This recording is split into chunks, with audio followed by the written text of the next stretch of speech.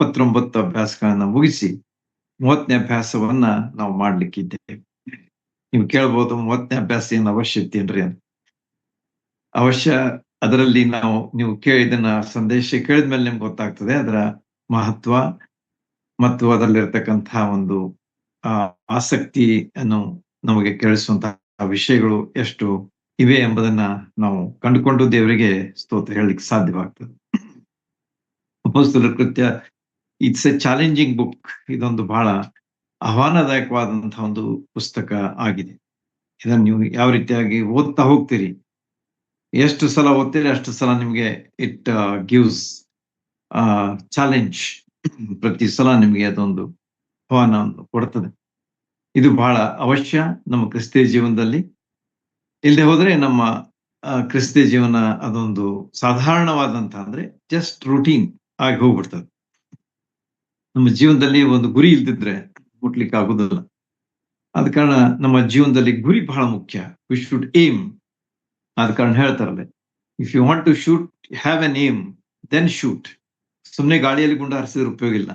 ಒಂದು ಗುರಿ ಮಾಡ್ಕೊಳ್ರಿ, ಅದನ್ನು ಹೊಡೆದ್ರೆ ನಿಮಗೆ ಅದನ್ನು ಮುಟ್ಲಿಕ್ಕೆ ಆಗ್ತದೆ. ಅದೇ ರೀತಿಯಾಗಿ ನಮ್ಮ ಕ್ರಿಸ್ತಿಯ ಜೀವನದಲ್ಲಿ ನಾವು ಒಂದು ಗುರಿ ಇಟ್ಕೊಂಡು ಆತನಿಗಾಗಿ ಜೀವಿಸುವಂತವರಾಗಿರುವಾಗ ಅದಕ್ಕೆ ಬಹಳಷ್ಟು ಮಹತ್ವ ಇದೆ ಮತ್ತು ಅದಕ್ಕೆ ಬಹಳಷ್ಟು ಆಶೀರ್ವಾದ ಇದೆ ಮತ್ತು ಅದರಿಂದ ಬಹಳಷ್ಟು ದೇವರಿಗೆ ಮಹಿಮೆ ಆಗ್ತದೆ. ಈ ರೀತಿಯಾಗಿ ಇದೊಂದು ಹಿಸ್ಟಾರಿಕಲ್ ಬುಕ್ ಅಂತ ಹೇಳಿ ಸಹ ಕರೆಯಲ್ಪಡ್ತದೆ. Acts of apostles is a historic book. ನೀವು ಹಳೆ ಒಡಂಬಡಿಕೆಯಲ್ಲಿ ನೋಡುವಾಗ ಅಲ್ಲಿ 12 ಹಿಸ್ಟಾರಿಕಲ್ ಬುಕ್ಸ್ ನೋಡ್ತೀರಿ. ಅದೇ ರೀತಿಯಾಗಿ ಹೊಸ ಒಡಂಬಡಿಕೆಯಲ್ಲಿ ನೋಡುವಾಗ ಕೇವಲ 1 historical book is there. 4 Gospels, 1 historical book, and 13 letters of Paul, and the remaining letters by others, and 1 revelation. ಈ ರೀತಿಯಾಗಿ 27 ಪುಸ್ತಕಗಳ ಹೊಂದಿದಂತ ಹೊಸ ಒಡಂಬಡಿಕೆ. ಈ ರೀತಿಯಾಗಿ ಹಿಸ್ಟಾರಿಕಲ್ ಬುಕ್ ಎಂಬುದಾಗಿಯೂ ಸಹ ಇದು ಕರೆಯಲ್ಪಡುತ್ತದೆ. ಏನೇ ಇದ್ರೂ ಸಹ ಇದರ ಸಂಚಾಲಕ ಅಥವಾ ಇದನ್ನ ನಡೆಸಿಕೊಂಡು ಹೋಗುವಂಥವನು ಯಾರಂತ ಹೇಳಿ ನಾವು ಈಗಾಗಲೇ ನೋಡಿದ್ದೇವೆ. Acts of the Holi spirit ಎಂಬುದಾಗಿ ಸಹ ನಾವು ಕರೆದಿದ್ದೇವೆ. ಯಾಕಂದ್ರೆ ಅದೊಂದು ಸಮಂಜಸವಾದಂತಹ ಒಂದು ಶಿರೋನಾಮೆ, acts of the Holi spirit. ಯಾಕಂದ್ರೆ ಪ್ರತಿಯೊಂದು ಕಾರ್ಯವು ಅಲ್ಲಿ ಪವಿತ್ರಾತ್ಮನಿಂದ ಪ್ರೇರಿತವಾಗಿ ಆಗ್ತಾ ಇತ್ತು ಎಂಬುದು ನಮಗಲ್ಲಿ ಕಂಡು ಬರ್ತದೆ. ಆದ ಕಾರಣ ಅದಕ್ಕೆ ನಾವು Acts of the Holi Spirit ಅಂತ ಹೇಳಿ ಕರೆದ್ರು ಸಹ ಅದಕ್ಕೆ ಅದು ಬಹಳ ಸಮಂಜಸವಾದಂತಹ ಒಂದು ಶಿರೋನಾಮೆ ಅಂತ ಹೇಳಿ ನಾವು ಹೇಳ್ಬೋದು. ಈ ರೀತಿಯಾಗಿ ಈ ಒಂದು ಪುಸ್ತಕದ ವಿಷಯವಾಗಿ ನಾವು 29 ಅಭ್ಯಾಸಗಳನ್ನ ಮಾಡಿದ್ದೇವೆ. ಒಂದೊಂದು ಸಾರಿ ಒಂದು ಅಧ್ಯಾಯ. ಬಹಳ ಕಠಿಣಕರವಾದಂತಹ ಒಂದು ವಿಷಯ ಆಗಿದ್ರೂ ಕೂಡ ದೇವರು ನಮಗೆ ಸಹಾಯ ಮಾಡ್ದ. ಅದು ಕೂಡ ಪ್ರತಿಯೊಂದು ವಚನ, ಎವ್ರಿ ವರ್ಸ್ ವಾಸ್ ಕವರ್ಡ್. ಇದು ದೇವರ ಕೃಪೆ ಹೊರತು ಮತ್ತೇನಲ್ಲ. ಆದ ಕಾರಣ ದೇವರ ನಾಮಕ್ಕೆ ನಾನು ಸ್ತೋತ್ರ ಸಲ್ಲಿಸ್ತೇನೆ ಮತ್ತು ಅದು ನಿಮಗೆ ಹೆಚ್ಚಾದಂತಹ ಒಂದು ಲಾಭವನ್ನುಂಟು ಮಾಡಿದೆ ಎಂಬ ಭರವಸೆ ನನಗಿದೆ. ಆದ ಕಾರಣ ದೇವರ ನಾಮಕ್ಕೆ ಸ್ತೋತ್ರ ಸಲ್ಲಿಸ್ತೇನೆ. ಈ ಒಂದು ಪುಸ್ತಕ ಬರೆದಂತಹ ವ್ಯಕ್ತಿ ಯಾರಂತ ಹೇಳಿ ನಿಮ್ಗೆ ಈಗಾಗಲೇ ಗೊತ್ತಿದೆ. ಆತನು ಒಬ್ಬ ವೈದ್ಯನಾಗಿದ್ದ. He was a doctor by profession. ಕೆಲಸ ಒಂದು ವೈದ್ಯಕೀಯ ಕೆಲಸ ಆಗಿತ್ತು. ಆದ್ರೆ more than that, I think he was a gospel preacher. ಆತನ ವಿಷಯವಾಗಿ ನೀವು ನೋಡುವಾಗ ಹೆಚ್ಚಾಗಿ ಆತನ ಸಮಯವನ್ನ ಪೌಲನೊಂದಿಗೆ ಕಳೆದಂತಹ ಒಬ್ಬ ವ್ಯಕ್ತಿ. ಸ್ವಾರ್ಥ ಸೇವೆಯಲ್ಲಿ ತನ್ನ ತೊಡಗಿಸಿಕೊಂಡಂತಹ ಒಬ್ಬ ವ್ಯಕ್ತಿ ಯಾರಾಗಿದ್ರು ಅಂತಂದ್ರೆ ಲೂಕ್. ಹೀಗೆ ಲೂಕನ 2 ಪುಸ್ತಕಗಳು ನಾವು ಕಂಡು ಬಂದಿವೆ. ಒಂದು ಲೂಕನ ಸುವಾರ್ತೆ, ಬರೆದ ಸುವಾರ್ತೆ. ಎರಡನೆಯದ್ದು ಲೂಕನು ಬರೆದಂತ ಆಕ್ಟ್ಸ್ ಆಫ್ ದ ಅಪಾಸ್ಟಲ್ಸ್ ಎಂಬುದಾಗಿ. ಇವನು ಯಹೂದ್ಯನಾಗಿರ್ಲಿಲ್ಲ. He was not a Jew. ನೋಡ್ರಿ, ಇವನ ವೈಶಿಷ್ಟ್ಯ ನಮಗ ಇಲ್ಲಿ ಕಂಡು ಬರ್ತದೆ. Rest of the authors of the new testament are Jews. ಉಳಿದಂತ 26 ಪುಸ್ತಕಗಳನ್ನ ಬರೆದಂತ ಲೇಖಕರು ಯಾರಾಗಿದ್ದಾರೆ ಅಂತಂದ್ರೆ ಅವರು ಯಹೂದ್ಯರಾಗಿದ್ರು. ಆದ್ರೆ there is only one person who is a non-Jew. ಯಹೂದ್ಯನಲ್ಲದಂತ ಅಂದ್ರೆ ಅನ್ಯನಾದಂತ ಒಬ್ಬ ವ್ಯಕ್ತಿ ಯಾರಂತಂದ್ರೆ ಲೂಕ್ ಎಂಬುದಾಗಿ ನಮ್ಗ ಇಲ್ಲಿ ತಿಳಿದು ಬರುವಂತಹ ಒಂದು ವಿಷಯ. ಬಹಳ ಮುಖ್ಯವಾದಂತಹ ಒಂದು ಅಂಶವನ್ನ ಅವನ ಬಗ್ಗೆ ನಾವು ನೋಡ್ತೀವಿ. ಹೀಗೆ ದೇವರ ದೃಷ್ಟಿಯಲ್ಲಿ ಯಹೂದ್ಯ ಮತ್ತು ಅನ್ಯ ಎಂಬಂತಹ ಒಂದು ವ್ಯತ್ಯಾಸ ಇಲ್ಲ ಎಂಬುದನ್ನು ಸಹ ಈ ವ್ಯಕ್ತಿಯ ಮೂಲಕವಾಗಿ ನಾವು ಕಂಡುಕೊಳ್ತೇವೆ. ಉಳಿದಂತಹ 26 ಪುಸ್ತಕಗಳನ್ನು ಬರೆದಂತಹ ವ್ಯಕ್ತಿಗಳು ಯಹೂದ್ಯರಾಗಿದ್ರೂ ಕೂಡ, ಒಬ್ಬ ವ್ಯಕ್ತಿ ಯಹೂದ್ಯನಲ್ಲದಿದ್ರೂ ಕೂಡ, ಅನ್ಯನಾಗಿದ್ರೂ ಕೂಡ ದೇವರು ಅದನ್ನು ಆಶೀರ್ವದಿಸಿದ್ದಾನೆ ಎಂಬುದಕ್ಕೆ ಇದೊಂದು ಸಾಕ್ಷಿ. ಆದ ಕಾರಣ ನಮ್ಮ ಜೀವನದಲ್ಲಿ ನಾವು ಯಾರೇ ಇರಬಹುದು, ವಿ ಮೇ ಬಿ ಎನಿಬಡಿ, ದೇವರ ದೃಷ್ಟಿಯಲ್ಲಿ ಎಲ್ಲರೂ ಸಮಾನರಾಗಿದ್ದೇವೆ. ಮನುಷ್ಯ ತನಗೋಸ್ಕರವಾಗಿ ಕೆಲವು ವಿಷಯಗಳನ್ನ ಮಾಡಿಕೊಂಡಿದ್ದಾನೆ. ಆ ಜಾತಿ, ಆ ಧರ್ಮ, ಆ ಕುಲ, ಈ ಎಲ್ಲಾ ವಿಷಯಗಳು ಮನುಷ್ಯ ಮಾಡಿದಂಥವುಗಳು. ಆದರೆ ದೇವರು ಮಾಡಿದಂಥ ಆ ವ್ಯತ್ಯಾಸ ಏನಂತಂದ್ರೆ ಗಂಡು ಮತ್ತು ಹೆಣ್ಣು.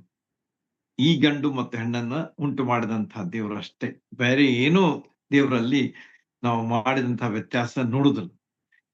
ಹೀಗಿರುವಾಗ ದೇವರ ಯಾವ ರೀತಿಯಾಗಿ ಅನ್ಯರು ಮತ್ತು ಯಹೂದ್ಯರು ಎಂಬಂತಹ ಯಾವುದೇ ವ್ಯತ್ಯಾಸ ಮಾಡುವುದಿಲ್ಲ ಎಂಬುದನ್ನ ಲೂಕನ ವೈದ್ಯನಾದಂಥ ಲೂಕನ ಮೂಲಕವಾಗಿ ನಾವು ಕಂಡುಕೊಳ್ತೇವೆ ಮತ್ತು ದೇವರ ನಾಮಕ್ಕೆ ಸ್ತೋತ್ರ ಸಲ್ಲಿಸೋಣ. ಈಗ ನೀವು ಲೂಕನ ಬರೆದಂತಹ ಈ ಪುಸ್ತಕ ನೀವು ಓದಿದ್ರೆ, 2 ಪುಸ್ತಕಗಳನ್ನ ನೀವು ಓದಿದ್ರೆ ಅಲ್ಲಿ ನಿಮ್ಗ ಗೊತ್ತಾಗ್ತದೆ. ಲೂಕನ ಸುವಾರ್ತೆಯಲ್ಲಿ ಯು ಹ್ಯಾವ್ ಗಾಟ್ 24 ಚಾಪ್ಟರ್ಸ್, 24 ಅಧ್ಯಾಯಗಳಿವೆ. ಅಪೊಸ್ತಲರ ಕೃತ್ಯದಲ್ಲಿ 28 ಅಧ್ಯಾಯಗಳಿವೆ. So in all there are 52 chapters. ನೋಡ್ರಿ, ಸೋ ಎಲಾಬರೇಟ್, ಅಂದ್ರೆ ಇಷ್ಟು ಅಧ್ಯಾಯಗಳನ್ನ ಬರೆದಂತಹ ವ್ಯಕ್ತಿ ಹೊಸ ಒಡಂಬಡಿಕೆಯಲ್ಲಿ ಕೇವಲ ಲೂಕನೊಬ್ಬನೇ ಇದ್ದಾನೆ. ಅಂದ್ರೆ ಅವನನ್ನ ದೇವರು ಎಷ್ಟು ಉಪಯೋಗಿಸಿಕೊಂಡಿದ್ದಾನೆ ಎಂಬುದನ್ನ ನಾವು ಇಲ್ಲಿ ಗ್ರಹಿಸಿಕೊಳ್ಬೇಕು. God has used him like anything, like more than the Jewish authors ಅಂತೇಳಿ ಹೇಳ್ಬೋದು. ನೀವು ಎಲ್ಲಾ ಯಹೂದ್ಯರ ಲೇಖಕರನ್ನು ಬರೆದದ್ದನ್ನ ನೀವು ಹೋಲಿಸಿ ನೋಡಿದ್ರೆ 52 ಅಧ್ಯಾಯಗಳನ್ನು ಬರೆದವರು ಯಾರು ಇಲ್ಲ. ವಚನಗಳು ಸಹ ಬಹಳ ಉದ್ದುದ್ದೇವೆ ಅದರಲ್ಲಿ. ನೀವು ಕೆಲವು ಅಧ್ಯಾಯಗಳನ್ನು ನೋಡಿದ್ರೆ 50 ವರ್ಸಸ್ ಆರ್ ದೇರ್, ಹೀಗೆಲ್ಲ 50, 52 ಈ ರೀತಿಯಾಗಿವೆ. ಅದ ಕಾರಣ ನೀವು ವಚನ ನೋಡಿದ್ರೆ ಇನ್ನೂ ಹೆಚ್ಚು ಅನಿಸ್ತದೆ. ಅದನ್ನ ಕೌಂಟ್ ಮಾಡ್ಲಿಲ್ಲ, ಮಾಡ್ಬೇಕಾಗಿತ್ತು ಅಂದ್ರೆ ನಿಮ್ಗೆ ಅದರ ಐಡಿಯಾ ಬರ್ತಿತ್ತು. You can take it as a homework and find out ಯಾವ ರೀತಿಯಾಗಿ ಲೂಕನನ್ನ ದೇವರು ಅದ್ಭುತವಾಗಿ ಉಪಯೋಗಿಸಿಕೊಂಡು 2 ದೊಡ್ಡ ಪುಸ್ತಕಗಳನ್ನ ಬರೆಸಿ ಉಳಿದ ಎಲ್ಲಾ ಆಥರ್ಗಳಿಗಿಂತ ಆತನು ಹೆಚ್ಚು ದೇವರ ವಾಕ್ಯದ ಸಂದೇಶವನ್ನ ತನ್ನ ಜನರಿಗೆ ಕೊಡುವಂತೆ ಮಾಡಿದ್ದಾನೆ ಎಂಬುದರ ಅರಿವಿಕೆ ನಿಮ್ಗೆ ಆಗ್ತದೆ, ಎಂಬ ತಿಳುವಳಿಕೆ ನಿಮ್ಗೆ ಬರ್ತದೆ. ಈ ರೀತಿಯಾಗಿ ಪವಿತ್ರಾತ್ಮನು ಬಹಳಷ್ಟು ವಿಶೇಷವಾದ ರೀತಿಯಲ್ಲಿ ಉಪಯೋಗಿಸಿದಂತ ಒಬ್ಬ ವ್ಯಕ್ತಿ ಯಾರಾಗಿದ್ದಾರೆ ಅಂತಂದ್ರೆ ಡಾಕ್ಟರ್ ಲೂಕ್ ಆಗಿದ್ದಾನೆ ಎಂಬುದಾಗಿ. ಅವನ ಶೈಲಿಯೂ ಸಹ ಬಹಳ ಸುಂದರವಾಗಿದೆ. ನೀವು ಸುವಾರ್ತೆಯನ್ನು ಓದಿದ್ರೆ, ಲೂಕನ ಸುವಾರ್ತೆ ಮತ್ತು ಈ ಅಪೊಸ್ತಲರ ಕೃತ್ಯವನ್ನು ಓದಿದ್ರು ಕೂಡ ಅಲ್ಲಿ ನಿಮಗೆ ಕಂಡು ಬರ್ತದೆ very nice style of writing. ಬಹಳ ಸುಂದರವಾಗಿ, ವಿವರವಾಗಿ, ಅಷ್ಟೇ ಅಲ್ಲದೆ ನಿಖರವಾಗಿ. ನೀವು ಲೂಕನ ಸುವಾರ್ತೆಯನ್ನ ನೀವು ಆರಂಭದಲ್ಲಿ ನೋಡಿದ್ರೆ, ನಾನು ಬಹಳಷ್ಟು ಏನ್ ಮಾಡಿದ್ದೇನೆ ಅಂತಂದ್ರೆ ತಿಳ್ಕೊಂಡಿದ್ದೇನೆ. ಅಂದ್ರೆ the contents of this book, ಅವುಗಳ ಬಗ್ಗೆ ನಾನು ಬಹಳಷ್ಟು ಅವುಗಳನ್ನು ವೆರಿಫೈ ಮಾಡಿದ್ದೇನೆ ಎಂಬುದಾಗಿ. ಅಲ್ಲಿ ಸಮಯ ಎಲ್ಲ ಇದ್ದಿದ್ರೆ ಓದ್ಬೋದಾಗಿತ್ತು. ನೀವು ಹೋದ್ರೆ ಆಮೇಲೆ ಲೂಕನ ಸುವಾರ್ತೆಯಲ್ಲಿ ಮೊದಲಿನ 2 ವಚನಗಳಲ್ಲಿ ಆತನು ಹೇಳ್ತಾನೆ ಯಾವ ರೀತಿಯಾಗಿ he has made all the efforts to find out the accuracy, precision of the book, the information that he wanted to write in the Acts of in the Gospel of Luke and also Acts of the Apostles. ಅದೇನೇ ಇರಲಿ, ಪವಿತ್ರಾತ್ಮನು ಅವನನ್ನು ಪ್ರೇರಿಸಿ ಬರೆದಂಥದ್ದು ಬಹಳ ಮುಖ್ಯವಾದಂತ ಅಂಶ ಅಂತ ಹೇಳಿ ನಾವು ತಿಳ್ಕೊಂಡಿರೋಣ.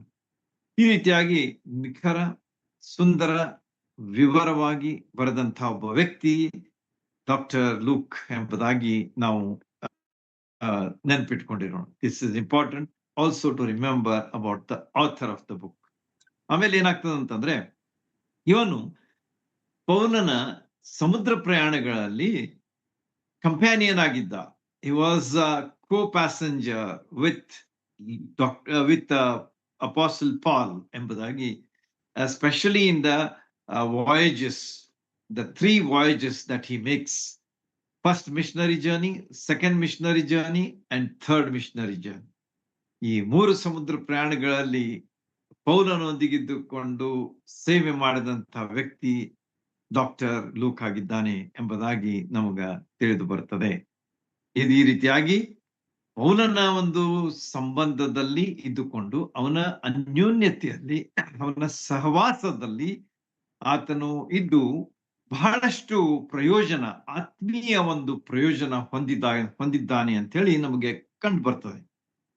If you look into the writing of doctor Luke, you will find out how the ಅನ್ಯೋನ್ಯತೆ, ಪೌಲನೊಂದಿಗಿದ್ದಂತಹ ಒಂದು ಅನ್ಯೋನ್ಯತೆ ಮತ್ತು ಅವನ ಸ್ವಾರ್ಥ ಸೇವೆಯಲ್ಲಿ ಭಾಗವಹಿಸುವಿಕೆ ಎಷ್ಟೊಂದು ಒಳ್ಳೆಯ ಒಂದು ಪರಿಣಾಮವನ್ನ ಡಾಕ್ಟರ್ ಲೂಕನ್ ಮೇಲೆ ಮಾಡಿತ್ತು ಎಂಬುದಾಗಿ ಅದರ ತಿಳುವಳಿಕೆ ನಮಗ ಬರ್ತದೆ.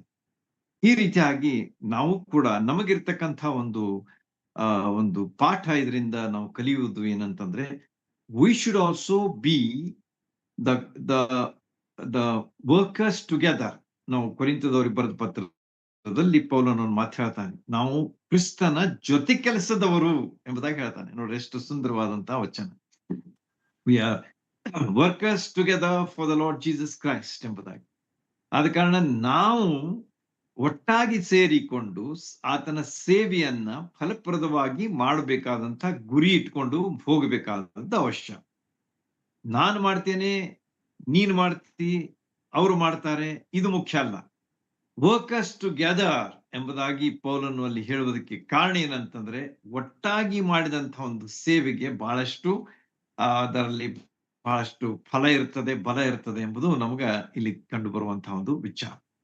ಹೀಗಿರುವಾಗ ನಾವು ಕ್ರಿಸ್ತನ ಸೇವೆಯನ್ನ, ಸ್ವಾರ್ಥ ಸೇವೆಯನ್ನ ಒಟ್ಟಾಗಿ ಮಾಡಿ ಅದನ್ನ ಮುಂದರಿಸಿಕೊಂಡು ಹೋಗಬೇಕಾದದ್ದು ಇಲ್ಲಿ ನಮಗೆ ಕಂಡು ಬರುವಂತಹ ಒಂದು ಅಂಶ. ಮೊದಲೇ ಪುಸ್ತಕದಲ್ಲಿ ಡಾಕ್ಟರ್ ಲೂಕ್ ಅವರು ಏನ್ ಮಾಡ್ತಾರೆ ಅಂತಂದ್ರೆ, ಕರ್ತನಾದ ಯೇಸು ಕ್ರಿಸ್ತನ ವಿಷಯವಾಗಿ ಪೂರ್ಣವಾಗಿ, ಅಂದ್ರೆ ಆತನ ಜನ್ಮ, ಆತನ ವಂಶಾವಳಿ, ಆತನು ಮಾಡಿದಂತ ಮಹತ್ ಕಾರ್ಯಗಳು, ಆತನು ಕಲಿಸಿದಂತ ಉಪದೇಶ, ಬೋಧನೆ, ಸ್ವಸ್ಥತೆ ಮಾಡುವಂಥದ್ದು, ಆತನ ಶ್ರಮೆ, ಆತನ ಮರಣ, ಆತನ ಪುನರುತ್ಥಾನ ಮತ್ತು ಆತನು ಪುನರುತ್ಥಾನ ಹೊಂದಿದಂತಹ ಎಲ್ಲಾ ವಿಷಯಗಳನ್ನ ಸವಿಸ್ತಾರವಾಗಿ ಡಾಕ್ಟರ್ ಲೂಕ್ ಬರೆದದ್ದು ನಮಗ ಕಂಡು ಬರ್ತದೆ. ಹೀಗೆ ಈ ಪುಸ್ತಕದಲ್ಲಿ ಯೇಸು ಸ್ವಾಮಿಯವರು ಆರಂಭಿಸಿದಂತ ಒಂದು ಸೇವೆ. So he rights about the work that the Lord Jesus Christ started. He began the work ಎಂಬುದು ನಮಗೆ ಅಲ್ಲಿ ಮೊದಲೇ ಪುಸ್ತಕದಲ್ಲಿ ಕಂಡು ಬರುವಂತಹ ಒಂದು ಮುಖ್ಯವಾದಂತಹ ಅಂಶ. Okay, let's go to the second book that he has written, is the acts of the apostles. ಅಪೋಸ್ತಲರ ಕೃತ್ಯಗಳಲ್ಲಿ ಆತನು ಏನ್ ಮಾಡಿದ್ದಾನೆ ಅಂತಂದ್ರೆ, ಕರ್ತನಾದಂತಹ ಯೇಸು ಕ್ರಿಸ್ತರು ಮಾಡಿದಂತ ಸೇವೆಯ ಆರಂಭ ಅದು ಮುಂದುವರಿಯುತ್ತದೆ, ದಟ್ ಈಸ್ ಕಂಟಿನ್ಯೂಡ್ ಎಂಬುದು ನಮಗೆ ಅಲ್ಲಿ ತಿಳಿದು ಬರುವಂತಹ ಒಂದು ಮುಖ್ಯವಾದಂತಹ ಅಂಶ. ಮೊದಲನೆಯದರಲ್ಲಿ ಆರಂಭ, ಎರಡನೆಯದರಲ್ಲಿ ಮುಂದರಿಯುವಿಕೆ ಎಂಬುದು ಅಲ್ಲಿ ನಮಗ ಕಂಡು ಬರುವಂತಹ ಒಂದು ಮುಖ್ಯವಾದಂತಹ ಅಂಶ. ಅದನ್ನ ವಿವರವಾಗಿ ಆತನು ಬರೆದಿದ್ದಾನೆ ಮತ್ತು ಅಪೊಸ್ತಲರ ಕೃತ್ಯದಲ್ಲಿ 30 ವರ್ಷಗಳಲ್ಲಿ ಆದಂತ ಸ್ವಾರ್ಥ ಸೇವೆಯ ಒಂದು ವಿವರವನ್ನ ನಾವು ಕಾಣ್ತೇವೆ. 30 years of the gospel work is comprised in the Acts of the Apostles ಎಂಬುದಾಗಿ ನಮಗೆ ಕಂಡು ಬರುತ್ತದೆ. 28 ಅಧ್ಯಾಯಗಳಿದ್ರೂ ಕೂಡ 30 ವರ್ಷಗಳಲ್ಲಿ ಆದಂತಹ ಸೇವೆಯ ಒಂದು ಅನುಭವ ಆಗ್ಲಿ ಅಥವಾ ವಿವರ ಆಗ್ಲಿ ಅದು ನಮಗ ಸಿಗ್ತದೆ ಎಂಬುದು ನಮಗ ಅಪೊಸ್ತಲರ ಕೃತ್ಯದಲ್ಲಿ ಸಿಗುವಂತಹ ಒಂದು ಮುಖ್ಯ ಅಂಶ. ಪವಿತ್ರಾತ್ಮನೇ ಇದರ ಸೂತ್ರಧಾರ. ಯಾವಾಗ ನೆನ್ಪಿಟ್ಕೊಡ್ರಿ, I am repeating it because all these things have happened because of the Holy Spirit of God. ಪವಿತ್ರಾತ್ಮನ ಪ್ರೇರಣೆಯ ಮೂಲಕವಾಗಿ, ಆತನ ಕೆಲಸದ ಮೂಲಕವಾಗಿ ಆದಂತ ಸೇವೆ, ಫಲಪ್ರದವಾದಂತ ಸೇವೆ, ವಿಶೇಷವಾದಂತ ಸೇವೆ, ಅನುಪಮವಾದಂತಹ ಒಂದು ಸೇವೆ, ಅದು ಅಪೊಸ್ತಲರ ಕೃತ್ಯದಲ್ಲಿ ನಮಗ ತಿಳಿದು ಬರ್ತದೆ.